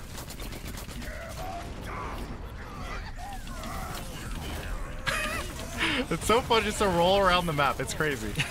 I'm surprised you could like play this right now and still be able to like talk. And it's actually really hard, because I have to like stop talking sometimes because I'm trying to roll around and I get very confused. Oh, because the sleep target. Oh, that was good. See, that's just great. Oh, except for the sleep, I was gonna say that's just great. You can slam like that, hit your shield, and still get out. But sleep is a problem. Oh, there you go. That's gonna be tough. Wait, it broke. I'm not even sure what just happened there. I think I got CC'd and it broke. Man, that's what I mean about the sleep dart magnet. All the sleep darts, all the stuns in the world. He's got a huge hitbox, so he's got a ton of health, but he's pretty easy to hit. So go away, Ana. Don't sleep me again. Some other big changes this patch. We have some Sombra stuff in here we were kind of working on for a little while, sort of Jeff alluded to in one of the earlier posts. The idea behind the Sombra change, it's supposed to be a buff. Like, she's supposed to be better. I've definitely been reading. Some people think that the offset nerfs are outweigh the buffs. You mean the perma invisibility and stuff? Yeah. And some people are thinking that it's not really worth the trade-off of losing the ability to contest and things like that. So it's definitely not the intention to make her weaker. We'll keep an eye on her to make sure that she's ultimately better as a result. But in our playtest, she's, you know, been able to be a lot more effective, especially communicating with her team and, you know, timing the Orisa hack just when her shield's gonna break, so she can't put another one down. You're always in the right position at the right time. Timing your hacks alone is so strong now. I'm hoping that with some PTR time and everything, you know, there'll be time to adjust to the new potential strategies of sort of permanent stealth and what that means. Yeah. But if it, if it determines, you just ran right through that. Wow. Yeah, you no didn't fear. care. With the Zen Orb too, I think. But yeah, if it ends up being, we feel like she's weaker, or we see that she's weaker, we'll back up the change or something if we need to. I think some more, but the biggest issue with Sombra changes is when everyone hears the words permanent invisibility, they panic. And so they don't really know what that means in an Overwatch context, because honestly, most of the time, when a Sombra is attacking you, she is coming out of invisibility. Yep. The vast majority of the time. And so whether that's permanent or not generally isn't going to matter for the other player. That's exactly what we found in our playtest. When you hear the words permanent invisibility, you think of rogues from WoW or some sort of ganker from some MMO who's just cloaked, comes over and one-shots you, which isn't exactly what Sombra's about. Right. But well, I mean, she's still got her delay coming out of invisibility, and she's still got not a lot of burst damage, but she's got a huge magazine, so she could do a lot of damage, but not as bursty as like rogues and WoW or something. Yeah. So it's kind of exactly what you said, actually. Playtesting, we were sort of like, you know what? Let's just go crazy and try permanent visibility just to see what happens. Like, it's easy to just try it. And we were running around, and we get feedback from people playing against us. People are like, I didn't even notice. Like, I don't know. She's doing what she always felt like she was doing. She's behind us. She was opening on us. But as the Sombra player, it was like, oh my god, it was amazing. I didn't have to worry about, I wasn't gonna be able to get, like, I had a great position in another second, but then I had to get out because my translator was gonna die or my cell was gonna wear off or something. So, plus you get into cool areas where you're working on a map, or you're out in front of your flank defense, and you're out in front of your defender's team or whatever, out in front of the place where you're defending, and then all the attackers are coming in, and you're just calling them out. Okay, there's one, everyone's going right, but there's like one flanker on the left. You just like straight up call what the enemies are doing, which is really powerful. More of like a scouter role almost. Exactly. So that has its own. Oh, now you're gonna pull him right in your mind. What? Oh, that's so close. He went stay. Oh yeah, because of the tech that makes it so they can't move in the air. Even if he's charging, he gets stopped in the air. Yeah, exactly. That makes sense. Just for that window. That's a cool combo. Like, being able to pull them in your mines, it's tricky sometimes to get that, but like you can also just drop your mines from really high up and then slam right away. Yeah. Or I'll drive it right away, and you'll pull people into them, and they're not armed yet. They have like a 1.5 second arming time. I noticed that, but it was a little bit hard. I felt like if there was a Zarya ult, I wanted to do it as fast as possible because otherwise they could potentially get out. Yeah. Totally. And they don't literally one-shot everybody, so like a Zen ult is still really strong at countering it. Oh. What's a problem? It's worth. Don't get slept. Ana and Mei terrify me playing him. It's just like the sleep it's and really slow scary. are just... I mean, Doomfist too, because he can just punch me every time I come down and I get CC'd. I'm pretty sure they're actually like strategizing, because this is a custom pre-made game. Everyone's like strategizing with ideas and stuff, and I'm just sitting here just rolling around as a hamster. I have no idea what's going on. I'm just rolling around, no care in the world. But that's a problem. You live technically with 5 health. I guess so. Really briefly. There's a few little bugs I've seen. Like, we had a few bugs and we were like, well, we might get to PTR still. We can definitely fix them. There's a couple animation issues. I've seen, like, when you get frozen, and we have a couple mate changes in here with the ball off, so you get frozen, he gets into like a weird anim state where he's not in the ball correctly. Oh yeah. And I was turning on stream, I was like, oh, let's see what people are doing. Like, that's the first thing I see. Oh, that's the bug right there. Oh yeah. It also happens when Doofus punches you. So now it's just a weird bug. You're actually in ball mode. Yeah, I'm your animation, it looks like you're not. So that's on our high priority list to fix. Obviously, he won't go out the door like that. Have touch cart? There you go. You got this. We can drop mines here. Drop them a little in front. That works too. Oh, because it's moving back. Yeah, that's good. They have to touch cart, so we're good. Except for Wrecking Ball, who's over the back. They last. Oh god, I don't want to get this wrong. I think it's either 15 seconds or I think it's 20 seconds actually. They last really long. Because the idea is more like you can use damage abilities to clear them. You don't typically wait them out, and if you are waiting them out, it's getting its own power essentially by denying the area for that long. Yeah. So it's kind of like Orisa's ult is the same thing. It's like it's killable, so that's the main counter. That's why they last so long. That's good. Yeah, poor Zen. Oh, get back up. He got healed by Ana. Zen is another one who's really good against him. Obviously, I mentioned you can use the ult to clear the mines, but also just getting discorded when you're running around in their team is really bad because he's all about just having this huge health pool, and discord's really bad for that. Good against it, I guess. You really do have a crap ton of HP when you drop. Oh god, yeah. is like a hilarious. Oh, that was Oh, a good that's try. close. That was a good try. What if I can escape this? You can always escape your wrecking ball, Oh, except when you do that. we're good. We're good. You can actually knock them back towards your team really easily. I feel like that's going to be the real power of Wrecking Ball. That's good. You're gonna let a health. Oh, look at your health bar. It's insane how much health you get just by going in like this. It lasts for 7 seconds too, so you typically can actually use the whole health. Oh, that's good if you can get that. Oh, but I went in too early because I didn't have my shield up. Oh, because they're not the same cooldown times. not so you have to quite. wait a few seconds before you go back in. Yeah, he was a little too hard to kill when he could throw that thing off like just on a crazy low cooldown. It was just like, how can I? There's like small windows of time I can ever hurt him. So another hero you guys have been recently talking about is Torbjorn. Is there any updates other than apparently he is in flux? That's a good way to put it. He originally started as like, let's just try some minor things, you know, see where they take us. But that kind of eventually changed to just like, well, let's just try crazier things and see what happens. Because what are some of the crazier things? so we're trying. Let's see. God, we tried all kinds of stuff. Give me some ideas. Some details. Some of the stuff we've been trying is the turret is kind of thrown now, but not. It's more like Tracer ult thrown. It's not like you're hugging it across the map. It's just kind of tossed in front of you, which is surprising. He almost saved you. Oh my god, it was so close. The turret throwing thing is actually surprisingly useful. It's very quick to deploy now. You can like kind of like throw on top of boxes or like somewhere a little above you, or just drop it down below you a lot easier. We're trying lots of different stuff with the turrets. Like nothing solidified yet. Some of the ideas we tried. The turret levels up as it gets kills. Automatically leveling it to 2. They don't have to hit it anymore. Cool, I like that. That's pretty cool. We were working with that for a while. I think that's still in there right now. That one is really nice. Yeah. So and then we're trying all kinds of crazy abilities like. What if like we had a mini molten core as his E, or what if we, you know, his ult was something different, and you know. Honestly, I think my biggest problem with Torbjorn is just his head is so big. that's her buff. Just shrink the head. Yeah, I'm serious though. If you look, yeah. you guys did it to Winston, Diva, and I think one other character where you made their head hitbox smaller. Yeah. If you did that to Torbjorn, he would be so much better as a character. Yeah, actually look at that. It's very, very small. Yeah, yeah. But it makes a lot of difference because we're trying to like the two biggest things we're trying to hit up are trying to make him more viable on offense. Like technically we don't even have a defense category anymore, but that doesn't necessarily mean he needs to be as powerful on offense or defense, but he needs to be like more viable. Yeah. So that's kind of a lot of where we get with the turret leveling, and you can throw it and it's faster to deploy and stuff like that, so you can get it out there more. Trying to get something like that in there. What was the other thing? Oh, I don't know. That's kind of the main thing is keeping the kit there though. We still got a turret. We're not gonna like ditch the turret. You're not gonna have a turret. You want to keep the core of the same character. You don't want to. So it's like, how do we get that feel of this character who's still strong on defense, but is more viable on offense and has more options and better comps and stuff. So just from playing him, I strongly feel that his head is a little too big. Yeah. And so if I get shot, it's always a headshot because it's just all his head is so gigantic, his hitbox, and his left click is really, really strong, and his right click, if you made it take just slightly less ammo, I think that would be really good.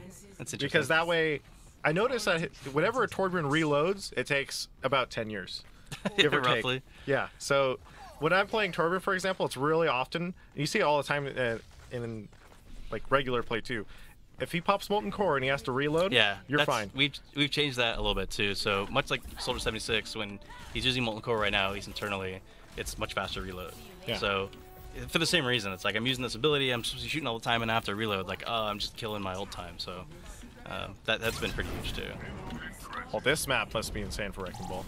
That said, we don't really have like, if we had something we were super stoked on and ready to go with Torbjorn, we already probably have him on PTR. We'd be more willing to talk about all the details, but we're still heavily in flux, trying all kinds of stuff. Yeah. So what originally started as like, this is gonna be really, really minor. Still might be. It might be a little more major. I don't know yet now. We'll have to see. We're just playing with different stuff. We just want him to feel really cool and viable in more areas, and kind of similar to what you guys are doing with Symmetra, trying to make her more viable around. Exactly. Chat, do you have any questions, chat? Yeah, hit me. He's ready, chat. Help him out. Pick him up. Everyone is spamming Ana. Ana, right? Ana. Ana's pretty tricky. It was a time not terribly long ago.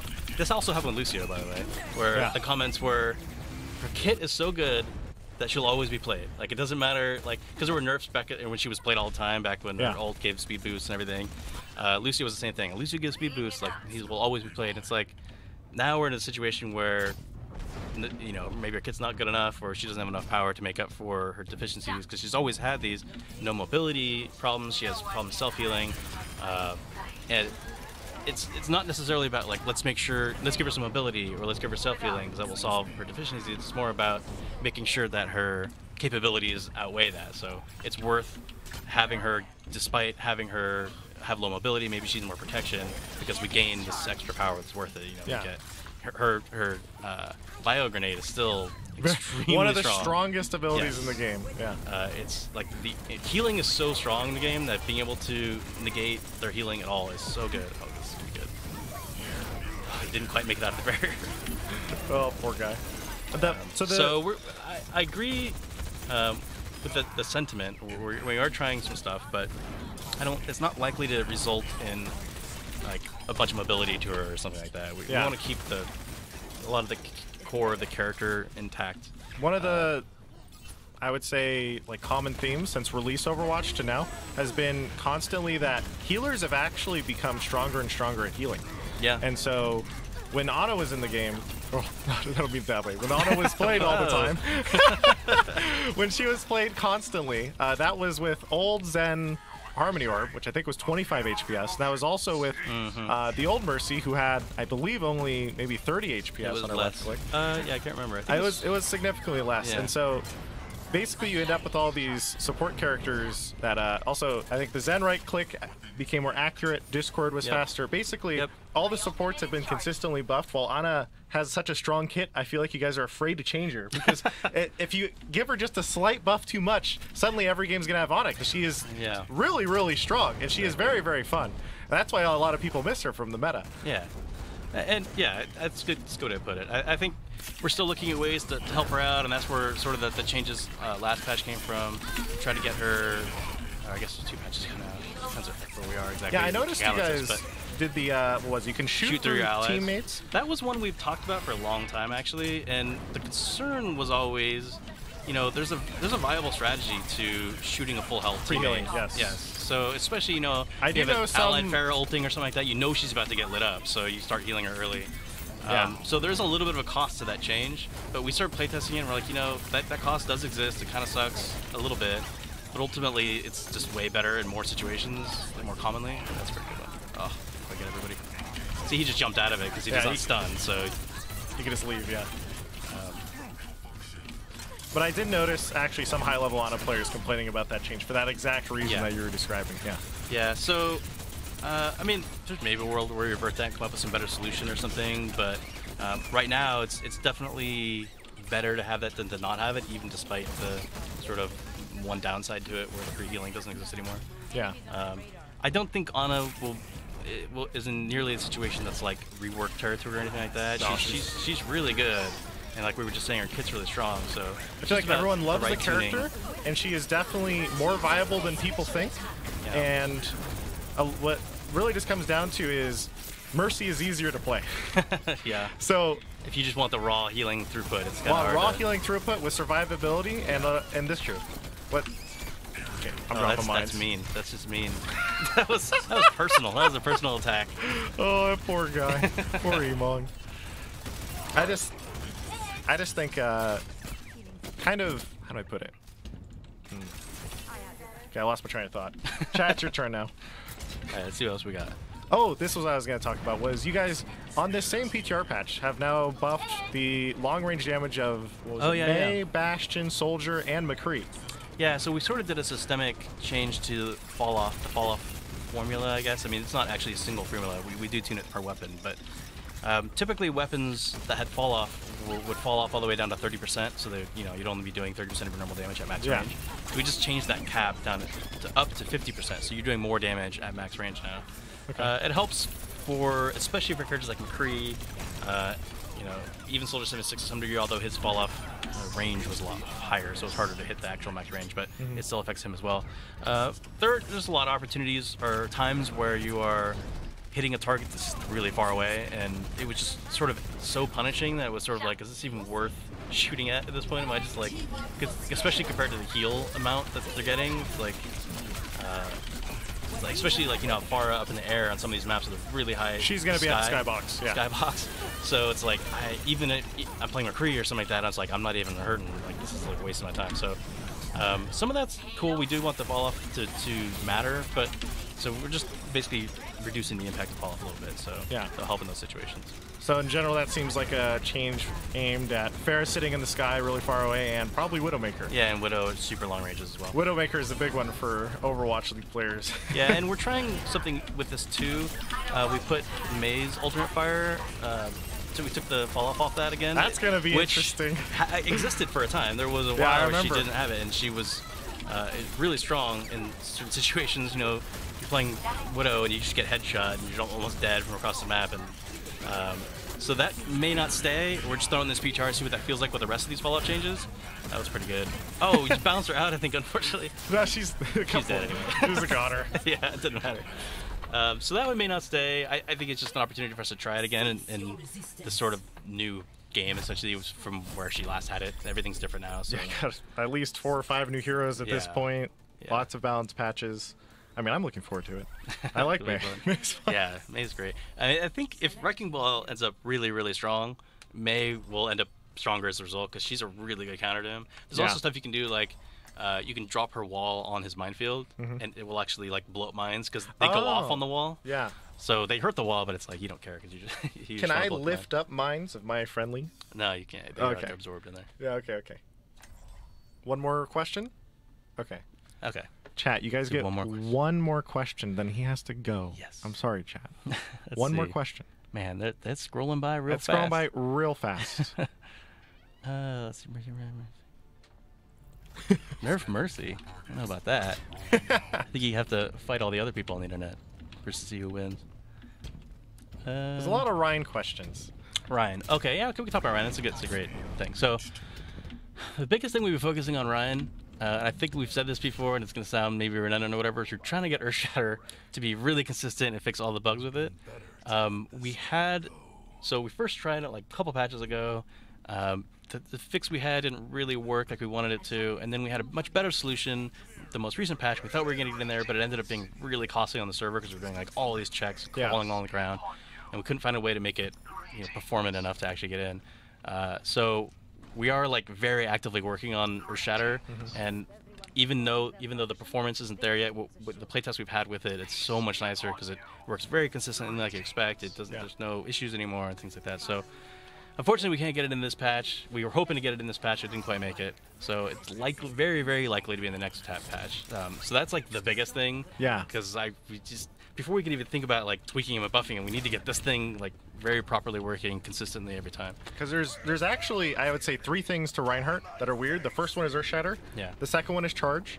Yeah. And then the third one, which not a lot of people talk about, is I feel that his general hammer swing knockback has become much, much stronger than it was at release Overwatch. And so a lot of the time what I see happening is Reinhardt versus Reinhardt, in Overwatch League this happens constantly, where if you predict that he's going to swing, you can jump and go flying and get out of melee range and escape from the other Reinhardt by jumping at a proper timing. I've never heard of that. And so it's also pretty, oh, I feel bad for my team. It happens regularly for lots of heroes, and I feel like it's just like, people don't notice it as much, but it definitely exists for high-level Reinhardt players. Interesting. But, yeah, I would say he seems like a character that, if everything's working really, really well, he's very, very strong. Yeah. But every once in a while, people, like, an Earthshatter won't go off because maybe crazy stuff happens. Like, I've had Earthshatters not go off because you step behind a lamppost for just a split second as you walk by. And so that's the stuff they remember the most. And there's some concern over, Wrecking Ball being added, and we have more knockbacks now, and Reinhardt's like pretty vulnerable to knockbacks. Yeah. Because he's trying to stay in this very specific spot, and he's getting knocked around. We'll have to see how that goes. There's certainly a world where we could give him some knockback reduction or something when he has a shield out. I don't know if I'm ready to quite pull that trigger yet. I gotta say, it does feel a little bit weird that if a Brigitte can stun a Reinhardt charge, and it's not like a both counter pin, both fall to the ground, she just gets stunned. Yeah, so that is not really intended exactly. The other thing we're gonna do with Reinhardt as far as like a big systemic change, we're trying to it's not really just Reinhardt specific, but anytime we have charging characters colliding with each other, it's pretty inconsistent right now. You have like a Doomfist punching the Doomfist, or punching Reinhardt is charging, or Brigitte, shield bashing somebody. It's kind of not really random, but it's wild right now. Yeah. We want to like make that really consistent, and it should be knocking down both players in those cases. Maybe for Brigitte's case, we could talk about one just winning over the other. It's not quite, it's kind of a charge. It's like a really short duration charge, so I don't know if it quite fits the same thing. But that's going to be part of probably next patch as well, trying to get that working consistently as well. So, I mean, none of these are like huge, like outright buffs, like Fire Strike, twice as much damage or something like that. But they are pretty significant changes. So I think people are pretty excited about those. And then we'll reevaluate and make sure he's still viable. And if the knockbacks are too strong, then maybe there's something we could do there as well. Okay. But we're definitely hearing the concerns, and I've seen all the same videos that everybody else has about Brigitte and Doomfist knocking you around. You can never hit the ground, and it's craziness. So we're keeping an eye on that. It looks like Scott's here though, so I think I'm tagging out the baton. You away the baton toss, that's right. Well, Scott's got a lot of cool stuff to say too, so we'll just consider it a pass the baton. Thanks, guys. We'll chat. Have fun. Get on PTR. Give us feedback. I love it. We love reading everything, even if it's bad. Come to PTR chat. Come play Wrecking Ball, aka Hammond, aka Wrecking Ball. Definitely play it as well as read it. Like, I got a lot of comments like, "This is what I read and it seems scary." Like, just give it a chance. Give me like one game, and then it helps with the feedback quite a bit. So.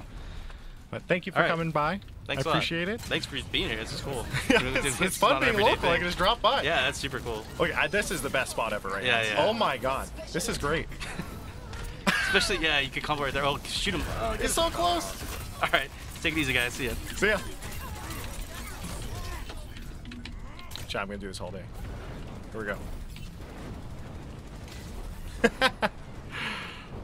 So chat, that was Jeff Goodman. I forget his exact job description, but he handles a lot of balance stuff, I think. He has a lot of stuff to say. And now we're getting Scott Mercer. No one can hide. He's coming in.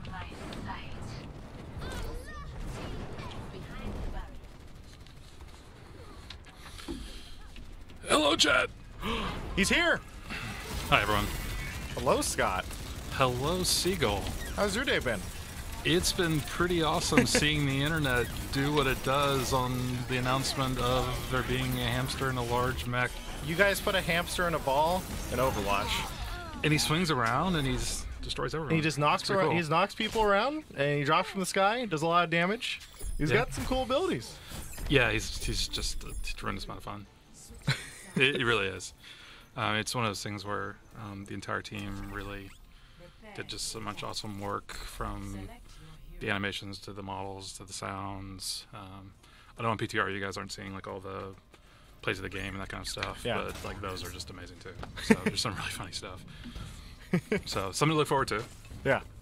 So wait, I have a question. You guys recently changed how these types of heroes go to release on ranked and stuff, right? Yeah. So what exactly is the new launch schedule for that? 2 weeks after release. That's where we're. So does that mean 2 weeks from now he's in ranked, or is that 2 weeks from when he gets put onto the live real server? patch? Yes, gotcha, on the live server. Gotcha. Okay, right. Makes sense. So 2 weeks from when he goes to the live patch, he'll be available in ranked. Okay. Yeah. So that's what we basically did with Symmetra. For Symmetra, so much has changed about her. Like pretty much everything. Hero. Yeah. So made the call there. It's like treat her like a new hero. So she's delayed 2 Speaking weeks of Symmetra, from I have not given her a shot, so I'm gonna give her a shot. Oh wow. Okay. Exciting times. Exciting times. Now there's expectations. Your team would be like, "Where are you gonna put the teleporter? Where are you gonna put the teleporter?" They're looking at me right now. He's ready. He's ready for it. He's like, "Come on." Also means someone else gets to play Wrecking Ball. So it's a big teleporter, guys. It's huge. Yeah, there's definitely gonna be a little bit of a learning curve. Like I played some quick play with. Big learning curve behind those teleporters. Yeah, for sure. Thanks, Scott. I know. I'm personally really excited. I know like a lot of the team is like really seeing, at the professional level what happens with her. She's not going to be available in the OWL playoffs. So which patch is being played in the OWL playoffs? Just the one before this one, so the Hanzo one? Yeah. Okay. Well, that's going to be exciting to see Libero play Hanzo. Yeah. I'm excited.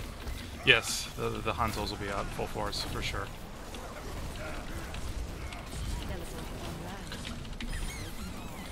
All right, chat, ask questions. Sorry, I got distracted by playing Yeah, some yeah, match. I And see it's it's almost, Quest Trend. it's It's almost new, overtime, but I'm yeah. sitting here just like, oh my god, we're actually doing it. Wait, has it been 4? It hasn't been 4 minutes, has it? 4 minutes? No, this is the second offense. Oh, okay. Oh, sorry. I came in the middle of a match. I'm like all confused. Very so it's confused. Like, crazy stuff. So let's see. Goodman talked a little bit about Torb. Sure. Talked a little bit about Reinhardt. Yeah. We talked about, honestly, so many things. Yeah, I mean, obviously he's the best person to talk about the heroes because he's, you know, the primary desire to work on all that stuff. So, I mean, the kind of stuff I've like helped working on is like competitive play. So, like, we just, which, I mean, I know, like, you know, right now we're like really, you know, concentrating on like Wrecking Ball and all this stuff that come out with 126. There's a host of like hero changes. I mean, I don't know if you like talk with Jeff about, you know, some of the changes to the fall off. Yeah, we did talk a little bit about that. So there's the host of like I think really awesome hero stuff, but like, you know, just earlier this week we had Looking for Group, which is yeah, like, that's what I want to talk to you about. Was most of the like rank system stuff that you guys have been changing. So the first one would be we can now endorse our teammates. Yes, which is really fun. Yeah, everyone is. It's actually so funny because the moment you give someone something to play for, that is just like a. One sec, quick fight. Yeah, something to play for that rewards good behavior. Everyone is on their best behavior all the time. Like last few rank games, it's so funny. And that's really what we really want to see. I mean, there's been some concerns, people talking about like, oh, it's all fake or whatever. It's like, okay, you can fake being cool, like.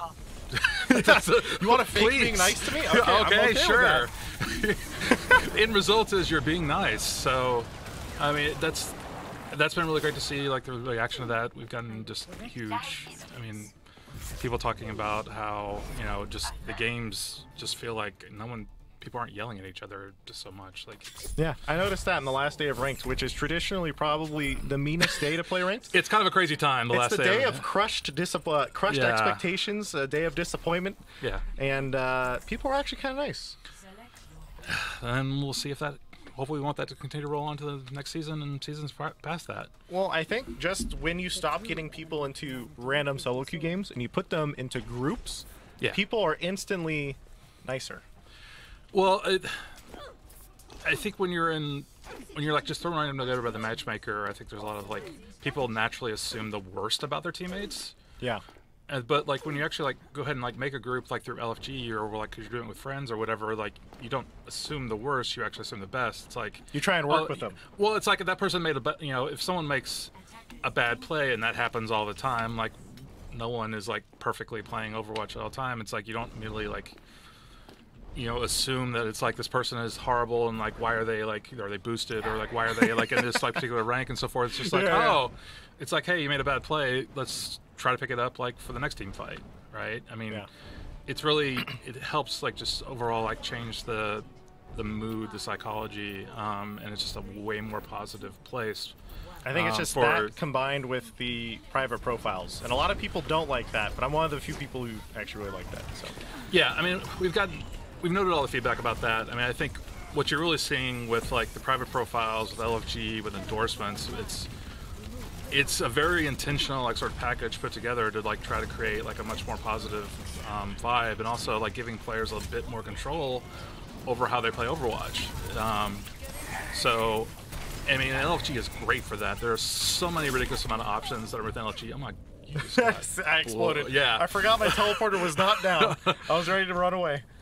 There's so many options for not, you know, if it's like if you want to make a group, if you want to have like, you know, that kind of control over like who you want to group with, if you're just someone that's like looking for an already existing group, like through the list, like the list tries to be smart about sorting for like putting groups at the top that are like near your skill rating, that are near your like ping, so it tries to put people. Yeah. So it tries to be smart about that kind of thing, but it's just there's like so many options, and we're even like and even with the immediate feedback that we've gotten from like PTR and like even for a couple of days, we've already got some changes to the LFG that are like, some of those are even on this PTR here, you know, just like little things.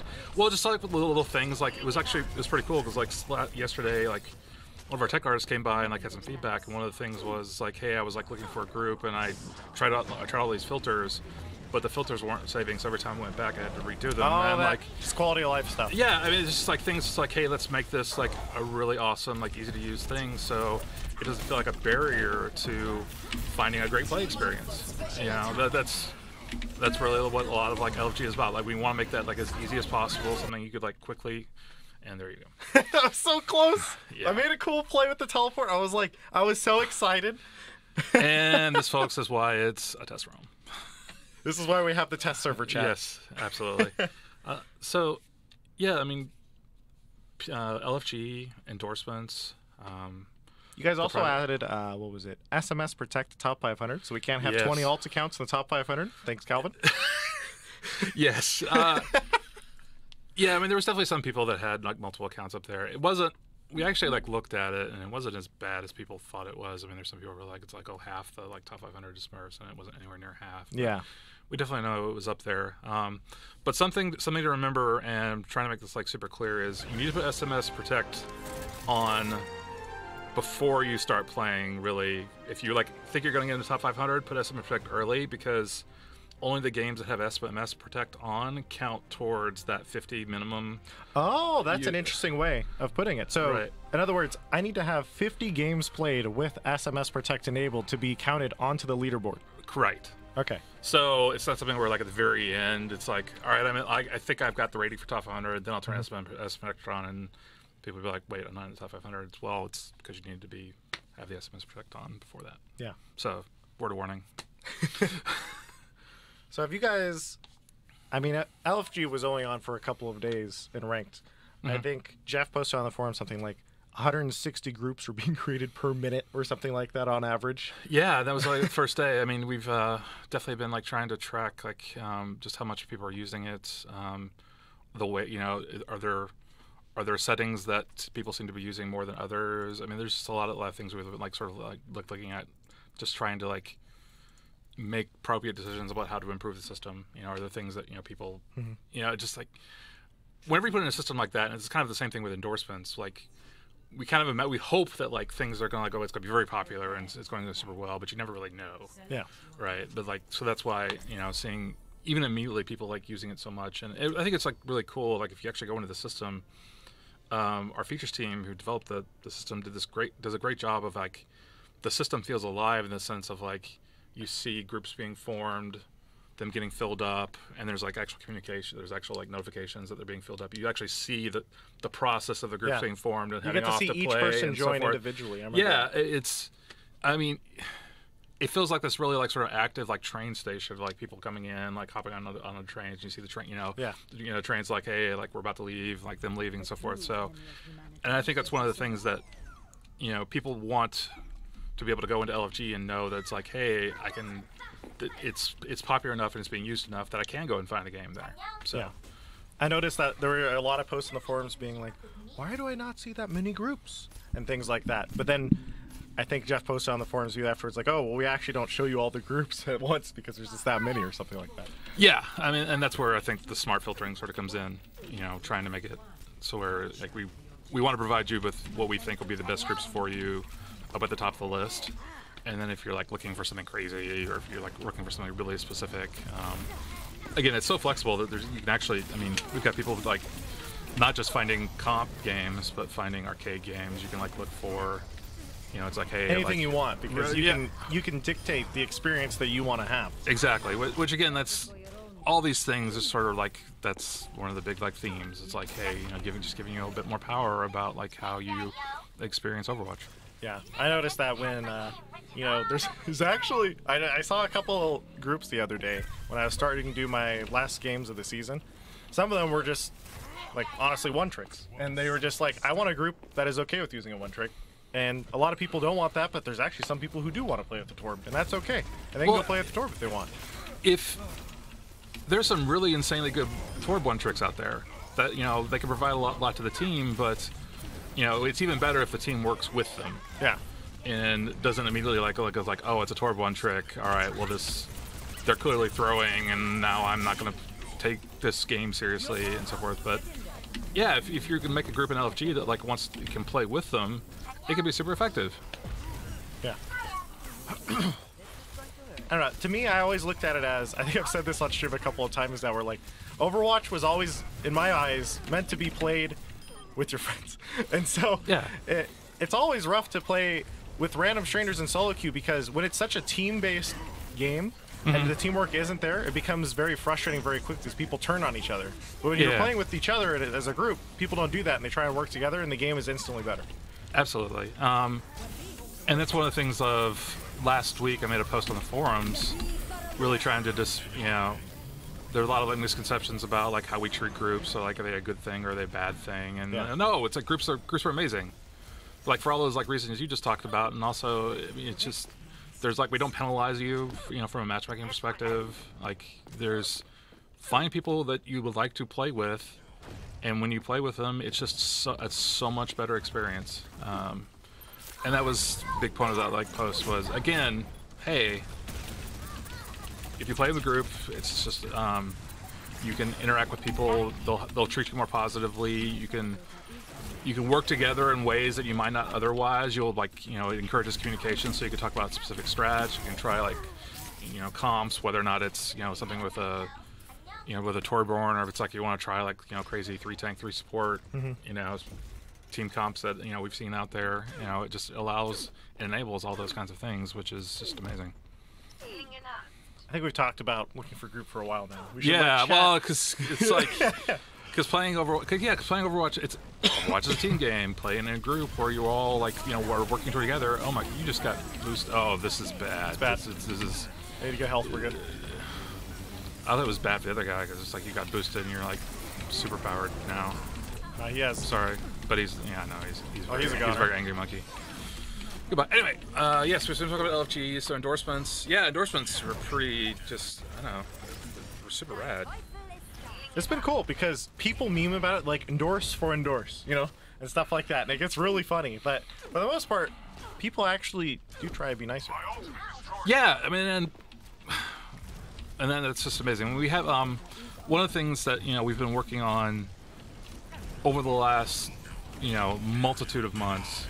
It's just like you think about like, you know, improvements to player reporting, you know, providing like the in-game messages that indicate it's like, hey, that report you gave, it actually resulted in someone being actioned. You know, giving feedback, giving warnings to people who, you know, have been acting, saying it's like, hey, it's like, I don't know if you know it, but you're acting pretty aggressively, and you know, maybe you like might want to think about it, you know, before any kind of real like penalty like comes in. And we do see some people that's like they don't even realize, like sometimes, again, because sometimes you just have a bad day. Yeah. And you know, like you lash out and you don't think, you know, most people who might, you know, say or do like, you know, negative things in Overwatch, I mean, they're not like that in, you know, the real world. So providing feedback, increasing the trust people have in the system means that people will actually report more. Yeah. When things actually do happen, they think it's like, hey, this report actually means something, so I should report. And then there's this kind of virtuous cycle of, you know, more high quality reports mean that we're able to act on instances of negative behavior sooner.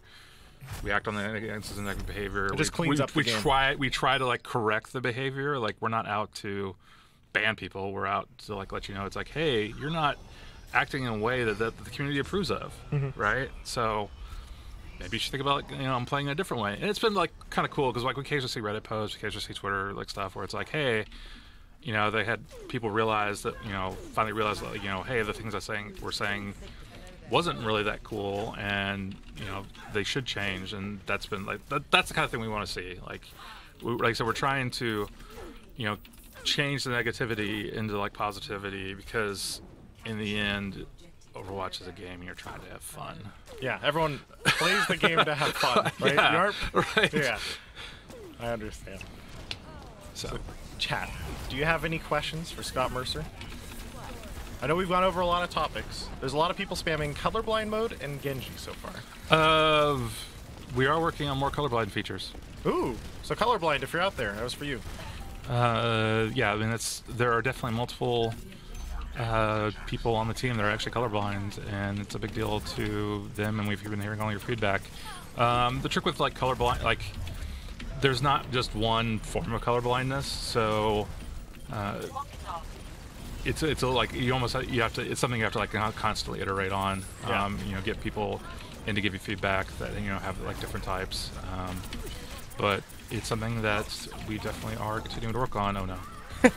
I actually tried to drop the TP in the air to see if it would work, but Yeah, I don't know when like those little some of those features might like improved features might like eventually hit PTR or live game, but it's something like, you know, we have meetings in the morning where we talk about like everyone working, you know, what you know all the various teams are working on, and you know yesterday I heard it's like, yeah, we're working on colorblind features. I'm like, oh cool. So there you go. okay. Well, chat, relying on you here. Give me questions. You can ask anything, chat. I did see some questions, and I guess this would be up your alley a little bit more, about guild or like clan systems. Something we're definitely very interested in. Okay. And I think it'd be an awesome addition to the game. So we'll see what we do in the future with that. Oh my god, Symmetra is so good at these chokes, it's insane.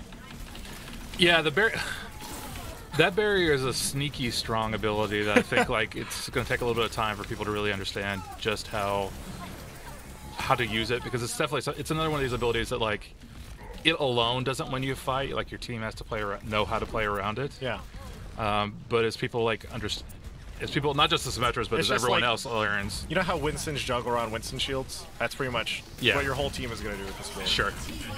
And yeah, initially they're not used to it, but they'll figure it out. And same thing with like another minefield. You know, Minefield's crazy. Minefield's crazy. Like, you know, people need to figure out how to counter it, and it's something where it's like, hey, you can shoot mines, and there's some like abilities out there that would be really good at clearing away the entire minefield because they're doing big AOE damage. So yeah, I'm excited about it. So what character are you most excited for going into ranked this next season? Oh wow, most excited about? I mean, I hate to say this, but I mean it is kind of Wrecking Ball. I mean he's just he's like another mobility tank, which I think, you know, a lot of people were like super excited for. He brings such unique like sort of like features to the game, and he's just so much fun to play.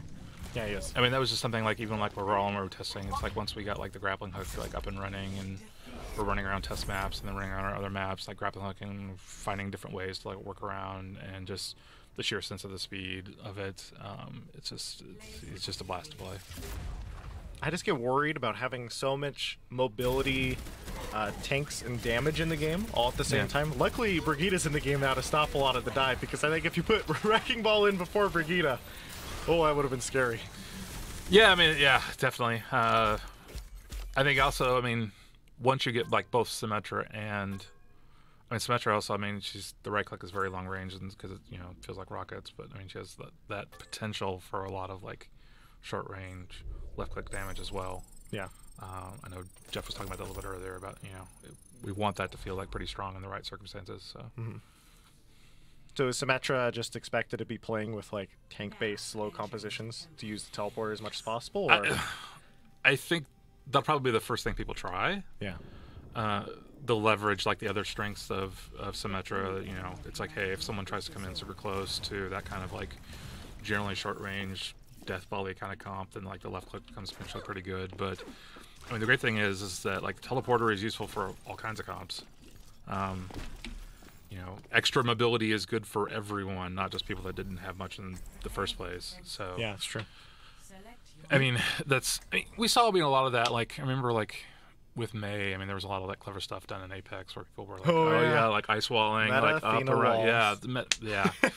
So I think we're going to see a lot of that, or at least I'm hoping we'll see a lot of those kinds of like really clever ways of you know, just attacks. And not just like before, because you're like already see on Dorado where like there's that pretty long flanks on point A, whether it's Pharah or Hanzo or Widowmaker. But you know, it's like, oh, is it now the entire team? I mean, yeah, it's like as time goes on, I get a little bit concerned about mobility creep in Overwatch, because I feel like every single character you guys put in has more and more mobility, and old characters like McCree and stuff kind of get left behind.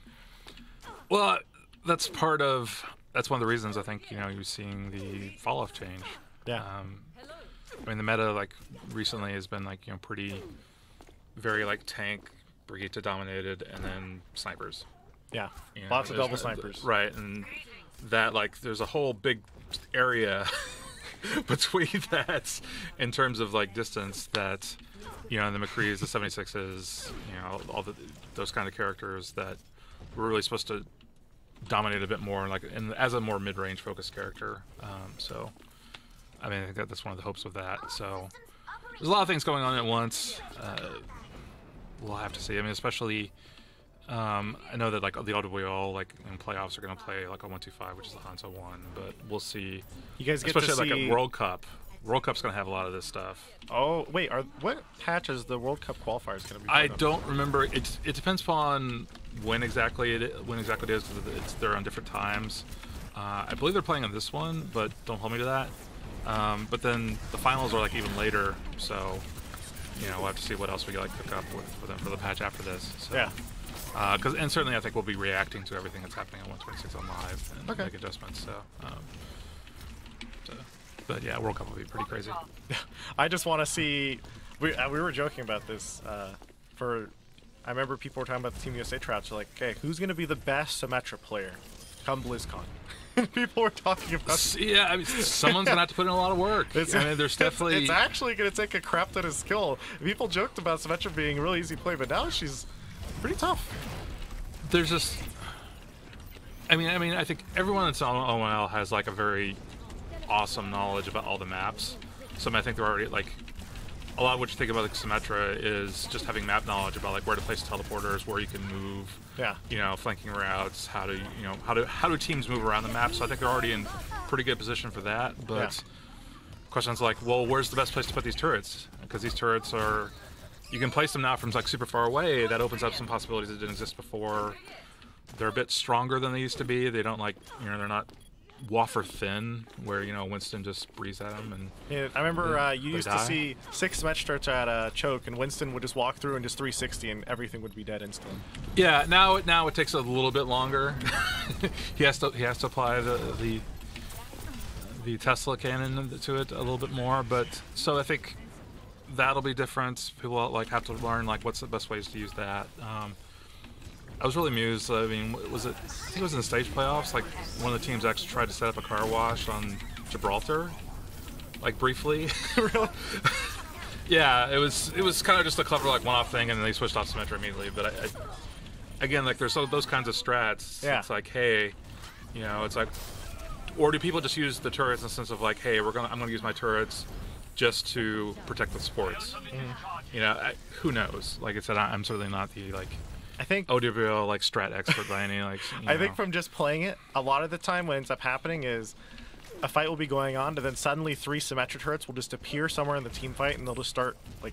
It'll be really scary for one of the enemy sport players, for example. But it's something even like during testing, there was a huge difference once we added the sounds for them actually moving through the air, and I think it's just gonna be a little. Once people get used to them and they actually like sort of tune in for those sounds, you won't be caught by surprise as much when they like fly over your head and land and start attacking from behind. You'll know that they're flying by, and you can actually shoot them in midair. Oh yeah, you can. Right. So I remember seeing a clip of someone blocking an enemy high noon by throwing the turret at the perfect time. Yeah. There's some cool stuff you can do with it. Yeah. So I mean, again, you get into the barrier and like how, you know, what's the best way to use that you know helps your team the most. So yeah, someone's gonna need to learn how to like, you know, potentially play Mercy, at least like even if they end up not using it, at least to have that threat. Yeah. Chat, what do you got for us? Give us some topics, chat. All right, so there's some people. I'll read this a little bit. So some people ask about replays. We're still working on it. Honest.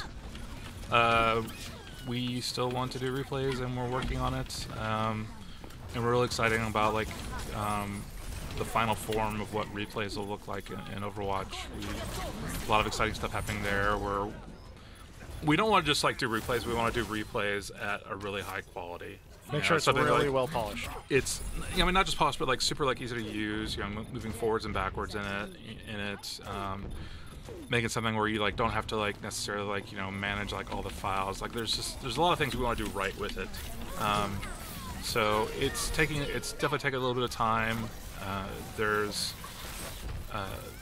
again just like a lot of like little small things again to get, you know, just what you see. I mean, you see like an OWO occasionally, like, and then we've tried to stomp these whenever we can, but you know, little things in terms of like you're seeing what the server sees, not what the client sees, and sometimes it's like off like a little bit. So you see that occasionally with tracer bombs. And we're just trying to like stomp out all those kinds of things as well, right? So I think it's just a very complicated feature, but we absolutely still want to make that available to the not just OWL or the tier 2 scene or any part of Path to Pro, but like for normal players, because I mean we're already seeing a lot of like really cool content in terms of VOD review. I mean I think it's one of like the best kinds of like feedback we see on Twitch, on YouTube. People like really like delving into like pro games, trying to talk about this is what the strats, because I mean what people want to do, they want to like learn, they want to be able to say like, hey, how do I become better? And VOD reviews are a great way to do that.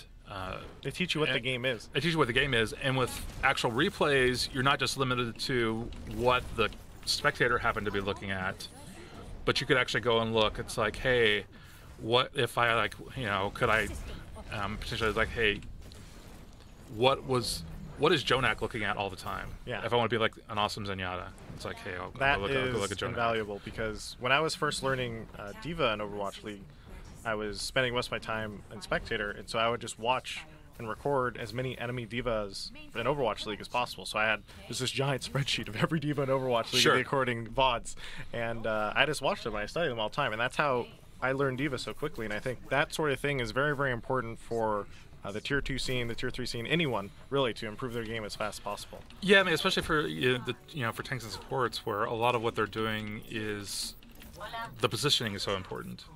And that positioning isn't like immediately obvious from the spectator view. Yeah, because everyone has a piece of the puzzle in a team. Yeah, and for some teams it's different. It's like but like as a diva player, it's like, are you more offensively focused, or are you more trying to protect the team? You want to be able to do that. You want to be able to do that, but like maybe it depends upon the map. Maybe it depends on what your team needs at this particular time. It's like, are you down? Do you need to really take this point right?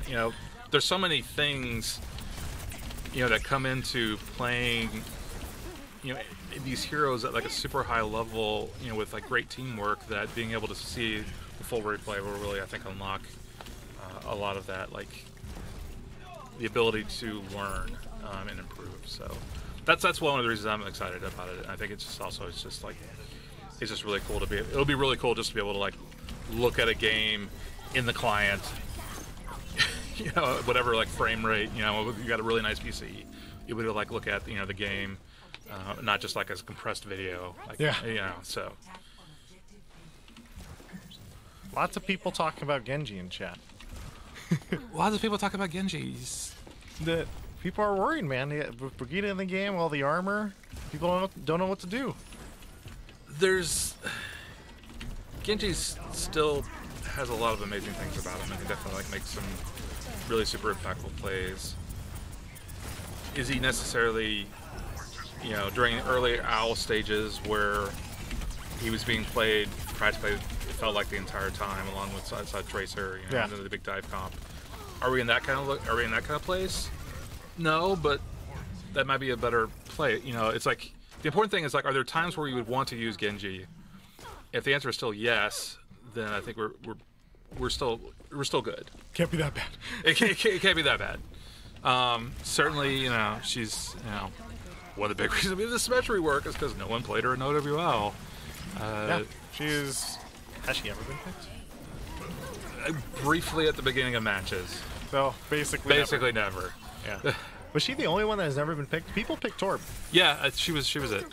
She was basically it. Rough. Yeah, because I think it was Timo that actually played it. On Numbani, I think, if I remember correctly. Timo. Yeah, so you guys were on Numbani point A defense, and he brought it out. So, oh my God, I'm mindful. Yeah, Tor's going to be interesting because we're trying so much stuff with him, and some of it's worked well, some of it hasn't. But again, it's like okay, this mechanic is good, but this doesn't like play. This isn't as good with some of the other things he does. So, finding some of the right things for him has been a pretty interesting process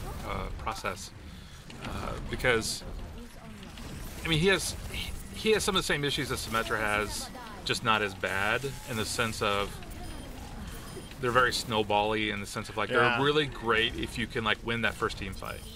With Symmetra, it was really great if you could get to the point where you could like use. If you have a shield generator, shield generator is amazing. That extra 100 health is so huge, right? But like, well, if you don't snowball to that, it's like oops. And with Torb, I think it wasn't quite that bad. Although like if you can like get Molten Core, it's really super impactful. You know, it's like a Molten Core is basically like, well, we're not going to try to take this point, you know, within while that thing's running. But at least with teleport. But then it's like if you could like win a fight, you could get armor packs going, and that was another like, you know, the difference between like having a team fight and then having a team fight when your supports have armor packs is pretty big. Game changing. So I mean, I think that's one of the big things we're trying to do with him is make it so where he doesn't like feel as snowbally, and that's again, I think it was a lot of what we were doing with Symmetra as well. So I swear, the teleporting juggling back and forth is truly crazy. That was one of those things where it's like, do we want to let people like go back and forth, or is it one way? And it just sort of came down to, wow, it's way cooler if we can like go back and forth. So we like we really just tried to make it. We really just made it happen. I like charging. Sometimes game design is that it really is that simple. It's like, is this really cool? Yeah. Okay, well we should make that happen. Like well, it's so like not all the I'm the designer that actually implements the custom game options. Oh. So for the heroes, and they're not all working for Wrecking Ball yet, but one of the ones that's actually on the list, if you go and see that, I'll get working pretty soon, is basically that roll mode is always on. So you could have, you know, I don't know, you haven't tried it yet. I tried it a little bit like earlier, like on this, like no limits Wrecking Ball is kind of insane. It is definitely insane. But it's like, okay, what if you had like no limit like Wrecking Ball, but it was just the balls, and then like you crank the damage like way up, so like you know the impacts are doing like this huge damage and so forth. So I mean, I think there's like, I don't know, we'll see some like really like interesting stuff come out of that. It is so weird being able to put an ult from spawn all the way across the map. I know it's helping my team, but I can't see it. Yeah, we had one of the most. So we had an awesome bug with this. Because it literally cuts across the entire map, there's the point on Ilios that has the cars. Oh, yeah. So, we were playing Symmetra on that map, people would like put the wall down and then it would just disappear, and we're like, where'd the wall go? And what it was the cars were actually like impacting the barriers and like destroying it. So we had to be like, you know, it's like, all right, the cars can go through Symmetra barrier now. But it was hilarious, but it's one of those like funny things whenever you're game development, you know, it's like, oh, that's just hilarious. Chat, we have 5 more minutes with Scott Mercer. Ask your questions, chat. We're going through almost everything. Let's see. Let's let him get it. Oh, there's a lot of questions. Yeah, and there's so many different ones. I'm trying to go through some of these things. Wow, no, this is just going super fast. It's like, yeah, I mean, I see a Genji fly by, and then it's like Lucio, but I don't know if it was an actual question, or did someone just typed Lucio? Well, we can talk about Lucio if you want. He's definitely in an interesting position right now. Yeah, I mean, I think we'll have to see. I mean, he still brings the speed boost, which is still, again, I think in the right team composition. Like, you see him used really often in death ball comps with lots of tanks. Yeah, and I think on very specific maps you like to see him as well. So I think he's still like really viable and has some definite uses there. But that's another one where I think we haven't necessarily like, I think we've gotten some feedback. I'm really interested to see like again because I think this is also people have been living with like the new Lucio wall riding. Oh yeah, and some of that stuff's like pretty cool. So I was actually really happy because I will admit, chat, I am not an amazing Lucio player, so I was actually pretty happy to see that change going in because it's something I could actually look like a pro wall rider, which was awesome. Enjoyed it. Wow, we gotta get out of this spawn. It's only a matter of time. Step 1. Oh, it's a teleporter. There you go. Ooh! There we go. The snipes. Right. The pick. No, we couldn't get there fast enough. Yeah. Other stuff. Map editor. Ooh, I haven't heard that one in a long time. Yeah, map editor is something. It's definitely like something that's we're not going to be able to get to that anytime soon. But map editor is something we definitely would like to do it because I don't know, just from like a personal level, so many of the designers working on Overwatch. You know, I got my start in design because I was able to make a StarCraft map with the StarCraft editor, and when you think of like all the stuff that happened when, like with the War 3 editor, all the stuff you can make with that. We definitely want to provide like we would definitely would love to be able to unleash like the power of the community to create really cool stuff, which is, you know, we basically like dipped our toes I think with some of the custom game options, and we've come up with some like pretty cool stuff there. Hide and seek. Hide and seek. There's you lots know, of stuff. It's the On a paintball. On a paintball, yeah. You know, we've gotten like a lot of like interesting ideas for game modes for that kind of thing, but we definitely want to do more because again, it's one of the things. It's so cool. We need to make it happen. It's just it's a long like technical like process to get from like point A to that point B that's like way over there. Yeah. But we'd love to see it. So please continue to have hope.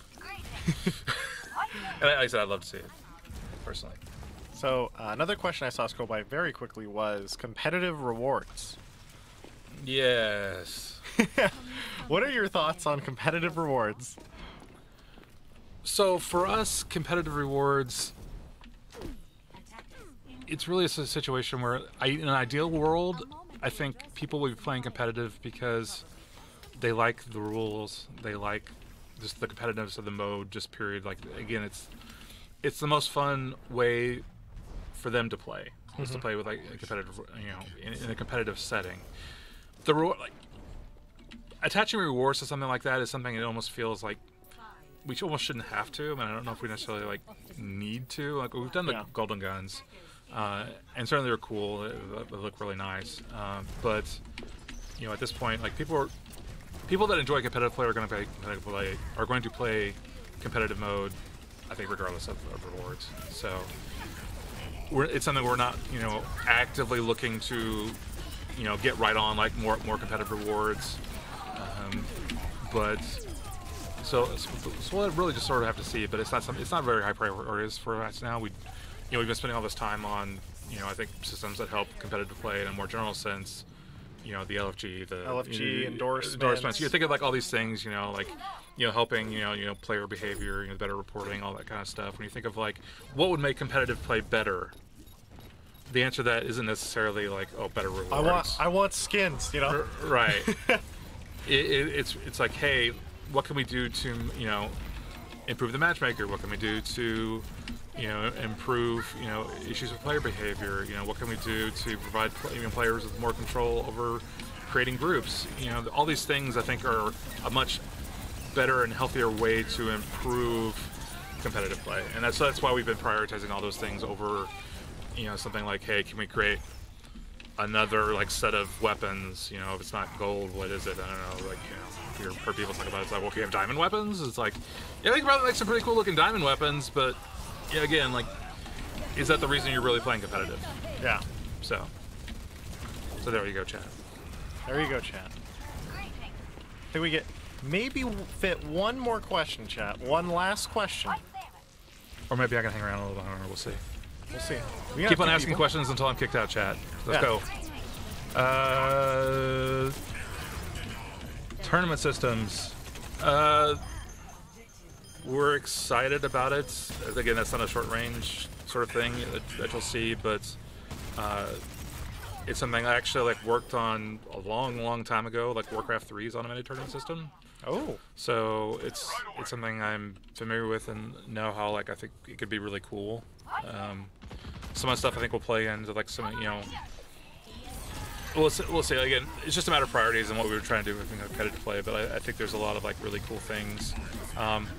One thing about like our competitive seasons is that like the top 500 provides some kind of sense of, hey, like I'm a really good player, something to shoot for, can I be in the top 500, whatever. But there's something about like a more short-term, really super competitive, you know, thing to work around. Like if it's a tournament you like have like on a Saturday afternoon or something. Weekend tournaments have their own charm for sure. Yeah, I mean it's something where it's like, hey, we won the tournament like this week, or like we played second or something. Like there's something like that's really cool and immediate about that in a way that a longer season, like the normal competitive seasons, don't provide. So that's one of the reasons I think we're excited about like potentially doing that in the future.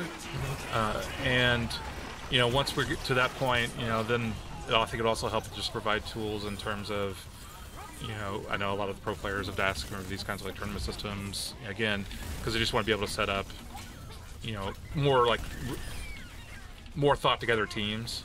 Yeah. Which, I mean, now that we have LFG, like some of that stuff we can also do like on that angle. But again, it's providing a little bit of structure to that in a way that like our normal competitive play seasons don't. So we're excited about it. I wouldn't expect anything super soon with it, but it's would love again. I'd love to really do like see that happen. What else? I love teleporters. It's not gonna get old anytime soon. It's really not. What other stuff? I see console, but I'm not sure what you guys mean about console.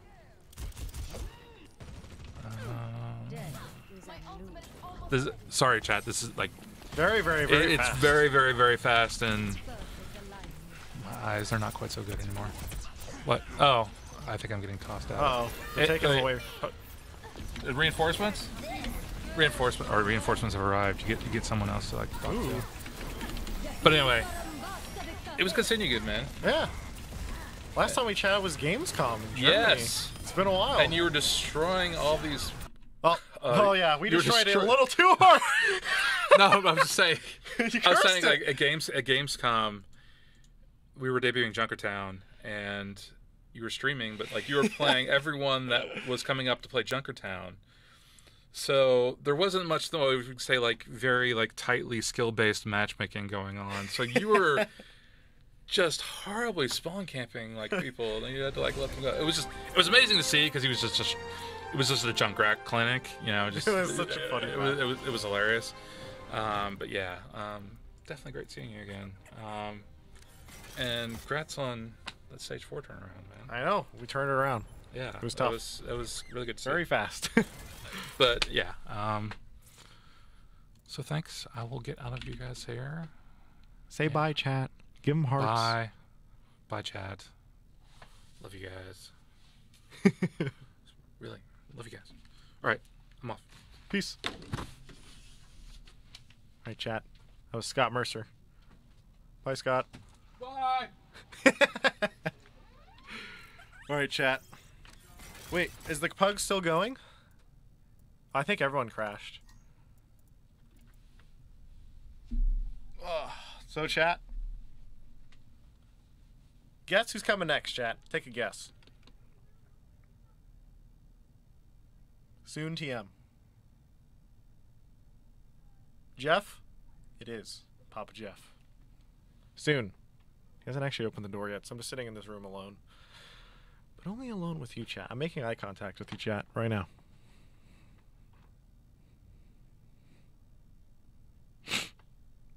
Oh god, I just breathed into the microphone, dude. I'm sorry. Give me a Dan's game, please. Dan's game collab.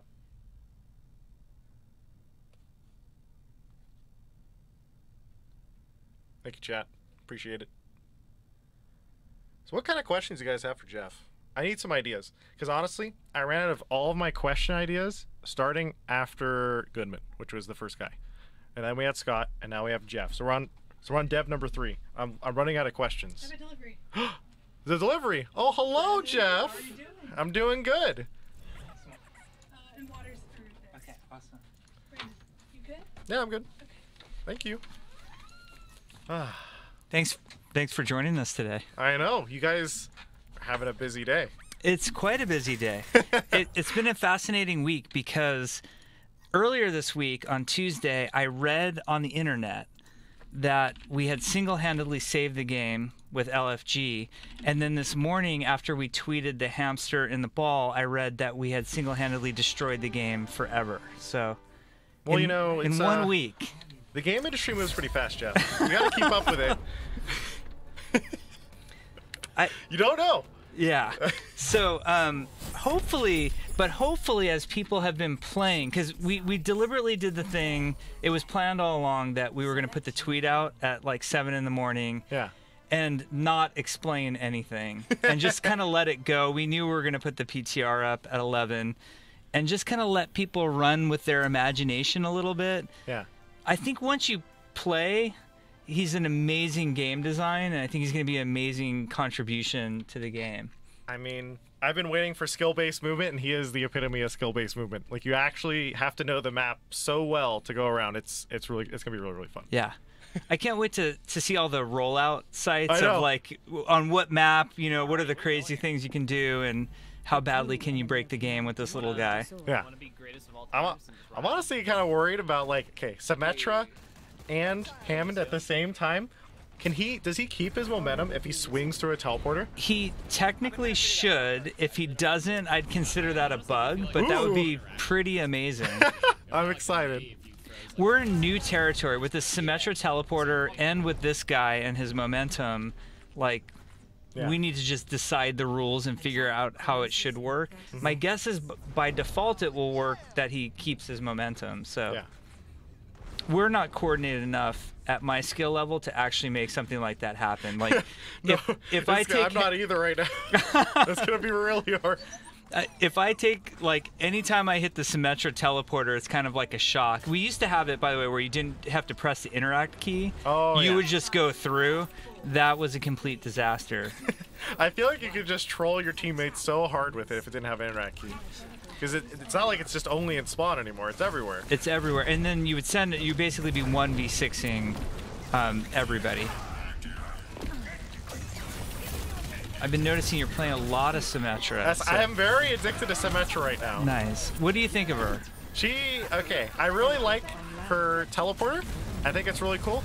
Her left click, I feel like does a little bit, not enough damage unless I'm just shooting a barrier with it. So for the most part, all I do is I use the right click or left click only.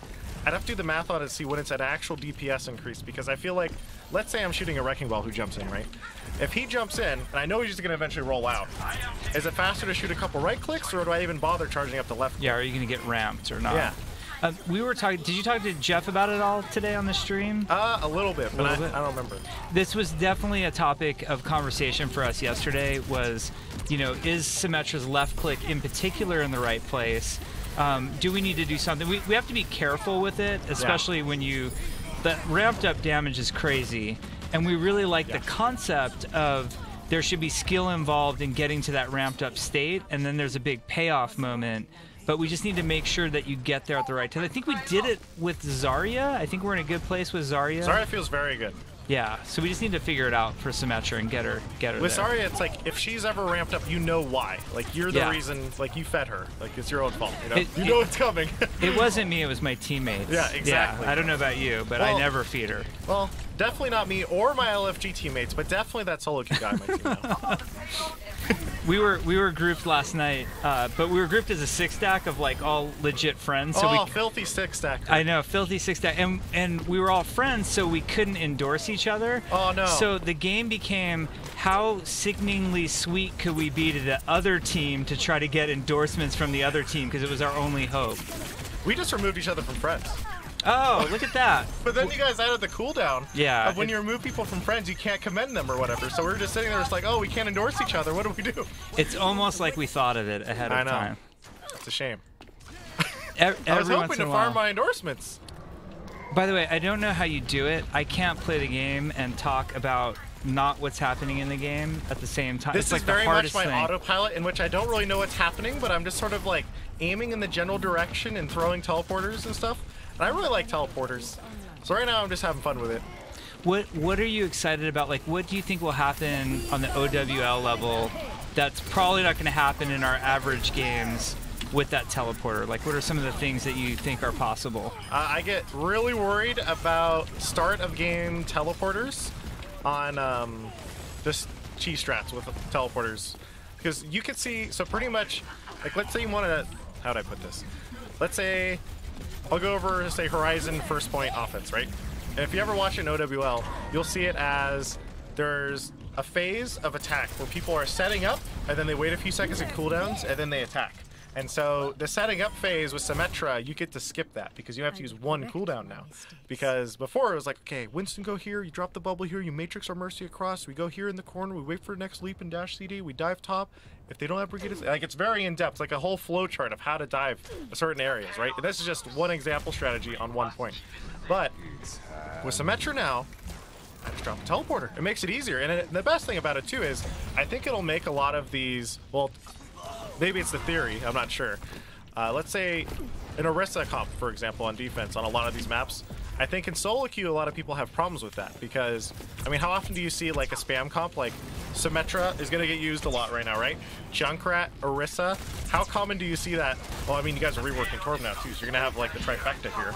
But it's really hard to push that in a solo queue environment because you're like, okay, guys, you need you to do something that isn't just push the enemy. I need you guys to like go around them, surround them, go from different directions. Without Symmetra TP, I just go, oh, just take the teleporter, go over here, and then we flank. You know, it's easier to set up. It like promotes natural teamwork, I think. Well, I'm really curious to see it play out, and more than anything, I would just love to see Symmetra played once in OWL. I feel like I could retire at that moment if it's going to happen. Like I hope someone does it in playoffs now just for that. Ooh, nice shot. Just make me retire. No, not for the retire because now I want to see the playoffs. Yeah. I want to see a use. Oh, that'd be awesome. Yeah. She's not allowed. She's not allowed in the playoffs. So I don't know if you heard that, but no. Well, I knew she wasn't going to be in, but I wasn't sure which patch it was. Yeah, we thought that there were too many radical changes that had happened with her. So is this the first hero ban in Overwatch? I think it is. Yeah, I think it is. We thought it was the right thing to do. We felt pretty good about the direction she's going, but when you do that many changes to a character, it can be really risky to put something like that in a really competitive tournament like OWL has been. Yeah, especially because you don't know if there's going to be bugs with how crazy TP is. There's never any bugs. I don't know what you're talking about. Yeah, I haven't even crashed a single time, actually. This is really nice. Very stable. Are you serious? No, you've been crashing like crazy. It's PTR. It's day one of PTR. I know. I felt so bad because we have a group at Blizzard called Reliability Engineering, who's responsible for all the patch deploys and the live service and making sure everything's really great.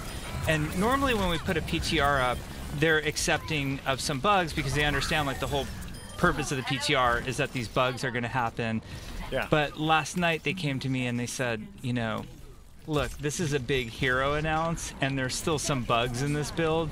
And our reaction was, oh, it's the PTR. Like, what's the big deal with the bugs? And they're like, there's going to be a lot of people watching this. Yeah. Like, there's going to be a lot of crashing. Yeah. That makes sense. I'm glad you guys weren't scared to put it up anyway, though. No. You have to get it out as early as possible, and you have to get as much testing in as possible. Well, I think with something like these two heroes, too, it's... Yeah, absolutely. I have to say, on behalf of like the Twitch community, we're so happy to see you streaming again. But we've totally missed your stream. It's been a while. It's great to have you back. It's been a long time. I don't know. I'm terrible at multitasking my competitive mode versus. I could have dropped my teleporter. What am I doing? I'm very singular-minded, so if I'm focusing on one thing, it's all I ever do. I can imagine. I can respect that. What do you think about the Sombra changes? I talked with him about Goodman for a little bit, and my response was something along the lines of, I actually don't think other players will notice it that much. Because I think the only person who's really going to notice it is going to be the Sombra most of the time. Because the vast majority of the time, when you see a Sombra, she's decloaking behind you already. Yeah. And so, let's say, I also said something along the lines of, I think people get a little bit worried when they hear the words permastealth, because they think rogues from WoW or any other MMO where they just get ganked and they get one shot. And so, I'm not sure. A lot of people, I know some people were complaining because they actually thought it was a nerf because they were good at managing the cooldown and they used stealth to contest objectives. And so, therefore, to them it was like, well, I don't actually need this, so I just move slower and now I can't contest while invis. So. Well, that's fascinating. I was kind of joking because, you know, kind of my skill level, I was reading the forums and hearing the complaining about, you know, Sombra contesting. Yeah. And I was thinking at my skill level, what I would pay to see a Sombra actually stand on the point just once ever would have been fascinating. So I don't know footage. I don't even know if they knew that they could contest the point in stealth at my skill level. But I'm sure at higher skill levels it's more of a big deal. Yeah. It's truly possible. Every once in a while you see it. We were once making fun of our friend who is a Genji main for having top objective time. He got a gold medal in objective time. And What then, is he doing? Yeah, we made fun of him for that. So. There's been a lot of complaints in Twitch chat today about Genji after Brigitte was put into the game. They're like, we're buff Genji, Blizzard. Genji. What are your thoughts on my Genji? thoughts on Genji is a highly effective character, and I think he totally has his place. Genji obviously will come in and out of the mix in terms of popularity. More so depending on what the current meta is. Like you see that with a lot of different heroes, and it doesn't surprise me to hear a lot of complaints that Brigitte was causing trouble for Genji, because you have to keep in mind the two top played heroes when we introduced Brigitte before she was announced were Mercy and Genji. Yeah. And they were sort of their top played characters by a long shot. So anytime you have the largest audience and then you introduce a counter to that largest audience, they're going to feel it the most. But there was also a reason why a counter needed to be introduced. Yeah. You mess with the baby. Yeah. Pretty much. To them, that's what you did. Yeah. It's like, my baby. That's how I felt when you removed triple jump, Jeff. That was, I remember that moment. I remember going to Jeff and saying, I think we need to do this. And Jeff going, yes, I think we do as well. And we both knew the reaction we were going to get when it happened. Do you miss 8-second ult, Genji, also? Well, that was kind of overpowered. Okay, but the triple jump. That was kind of overpowered, but triple Yeah. jump was like, you don't notice it. Okay, so the 8 seconds, you notice it because it's a direct nerf, but when you mess with the core gameplay mechanic, it's the habitual things that you do. The flow. Yeah, the flow of how you play the character, that gets messed up, and so you notice it constantly, and so you just rage for like 3 weeks. I see. I'm glad you got over it, though. I didn't get over it. Okay. I still haven't forgiven you, but we'll see. We'll see. We'll try you to. You put in another skill-based movement into the game. We have a roly-poly hamster now, so we're getting there. He is a ton of fun to play, and I was really excited. I should talk about like how he came about. I don't know if some of the others have talked about like his origin. Goodman did a little bit, but you could go for it. Okay, so I'll sort of talk about. He is not a new development. Believe it or not, Wrecking Ball was one of the earlier characters that we concepted. And we went into a phase when we were coming up with different art for Overwatch where we were like, what are sort of the limitations and the boundaries of what we want to do in terms of character designs? We always knew that we were going to... Jetpack Cat? Jetpack Cat was part of that. Like, and we had all those crazy things that we showed at BlizzCon, like we had the little gargoyle kid, and you know, it was very, very bizarre. But originally, what Wrecking Ball was Arnold Sang, our assistant art director, was exploring cool robot designs. Oh. And he made this cool round robot. It wasn't the ball yet. It was just like the cool mech. And we thought it was awesome, and he called it Wrecking Ball. Like, he always puts a name by every one of the concepts, and we're like, dude, that's awesome. We love it. And Jeff started designing abilities around it that had all to do with magnetism. So he was gonna be like a magnetic attractor and detractor, and we were doing this whole like magnetic kit around Pulls it. in the projectiles, he releases them type of stuff. Yes, it was very cool, and you know, hopefully we'll see some of those magnetic ideas come in future heroes. But that was the direction we were going, and we thought it was awesome. And then I don't know what inspired Arnold to do it, but he just sends out to the team mailing list one day. It's just said Wrecking Ball, and we all knew, like, we're a big fan of this mech character that he made, and it just had this little hamster pointing out of the top, and we're like, oh my gosh, that makes it all make sense now to us, and like it changed our world. And it became the most controversial hero ever on the Overwatch team. Is Hammond / Wrecking Ball. And you're seeing that play out this morning. on the forums, on Reddit, and social media, where our team is the same way. Half the team absolutely loves it, thinks it's brilliant, thinks it's the best thing ever, and the other half of the team is like, "You're ruining the game." we had the funniest interaction over it. So every day I walk to this like boba milk tea place across the street, and I was walking across with this guy named Jeff Brill, who's one of our server programmers, and a guy by the name of Randall Dumoret, who was one of our interface designers, interface artists. Like he did like the Overwatch logo and all that kind of stuff. Just brilliant guy. And Jeff Brill was in the camp of, I think this is the best thing to ever happen to the game. And it must be in the game. And Randall Dumoret said, this is the dumbest thing ever. We can't do this. If you allow this to happen, Jeff, you're going to wreck the game. So what Jeff Brill did is, and then we had this whole discussion of how are we going to know if it wrecked the game or not. And so Jeff Brill's solution was to put a meeting in our calendar for 10 years from now. And this was like 4 years ago. So the meeting's coming up in 6 years. And we said the only way we're going to know if we wrecked the game is like in 10 years from now, we'll sit down and go, did it wreck the game? And if it did wreck the game, we'll take it out at that time. All right. So 6 years, guys. we have a plan. We're on it. We prepared for this. Yes, there was a lot of thought put into it. You can see that game development is like an intricate process that's run by absolute professionals like us. So absolutely. So his story's important. Has anybody talked about his story? I didn't actually have a good chance to look at his story before hopping in the server. Okay. So all I know is suddenly there's a hamster and he's from the moon. So Horizon Lunar Colony had a lot of colonization experiments going on. Like how can humanity live beyond the bounds of Earth?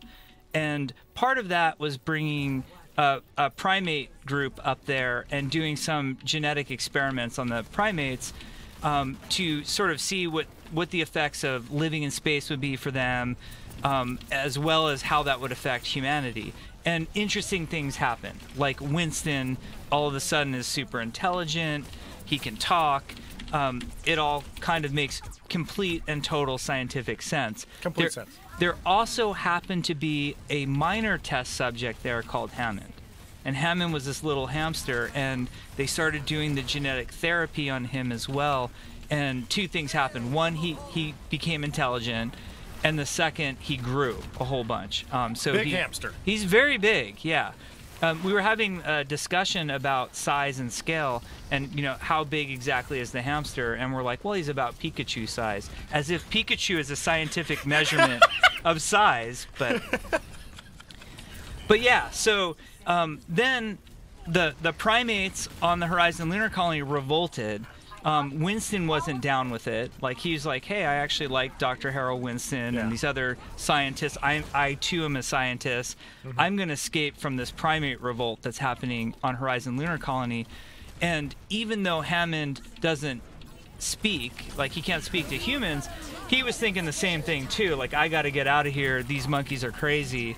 And so he hitches a ride on Winston's escape module. But the cord snaps halfway through space, and when Winston falls in Gibraltar, Hammond ends up landing on the outskirts of Junkertown. Huh. This is all plausible fiction. This happened. This is canon. It is? It is. It's canon. So are Winston and Hammond best buds? They're not best. They're buds. They like each other, but... I think there's a respect there. Like Winston would respect anybody who could do something like engineer this mech, out of an escape pod. So Winston would have respect for that. They can communicate to one another because, of course, they're animals, and all animals can communicate with one another. Yeah. However, Hammond cannot communicate with humans, except he can use his mech like a soundboard to say things like, rolling through and that sort of thing. So he only speaks through a soundboard? Yes. Through the mech. Yeah. So what kind of voice lines is Hammond going to have? It's awesome. Hammond was one of the funnest characters when it came to voice direction and voice acting. There's actually 2 voice actors are doing the voice acting. There's one voice actor who does the hamster, and there's another voice actor who does the mech. And they're both sort of amazingly talented. And it was a lot of fun casting them. It was a lot of fun working with them. So that was pretty killer. And we spent a lot of time, our audio director, Scott Lawler, is really into the voice design and how the VO system works. And we put in a lot of time experimenting with, like, how much hamster versus how much ball, like which do you want to hear? Yeah. And Michael Chu also had a lot of fun writing lines for sort of both and trying to get, should this just be a hamster exclusive moment, or should this be, hamster says something, ball responds, or just the ball says something. So I can't believe that's like our job and we do this for a living. It's kind of ridiculous. I mean, when you come down to, do I want to put this space hamster in my game? How can anything be the response but yes? Yeah. Well, as Randall evidenced, there are people who, had an issue. What was really cool is through the development of Wrecking Ball, we won over a lot of the team who was anti-Wrecking Ball. They became very pro-Wrecking Ball. Oh, so you converted them. We converted them. And that's what I'm hoping that we can do with much of the Overwatch audience at large. All kidding aside, I think the gameplay is phenomenal, and I think when people play him for the first time, they're just going to have such a blast. There were other things too, like our animators. This was an animation dream. Our animator. Oh, I love this. This is No Limits. That last guy's got to heal. Come on. I saw a great LFG group, which was just called I Need Healing. And the guy had restricted the roles, and it was 1 tank slot and 5 support slots. I'm like, why didn't I think of that? That's big brain. Yeah, totally. We need to do this. Okay. What's the other team? Or we're not going to know for 15 seconds. I have a pretty good guess. I'm also curious what the other team composition could possibly be in this moment. If they're 5 with 1 healer, what do you think is going to happen? You think you guys are going to dive that healer? Oh, they're screwed. That 1 healer's going down. I'm pretty excited about the sound of his guns. I noticed that when the reload animation is really cool. Yeah.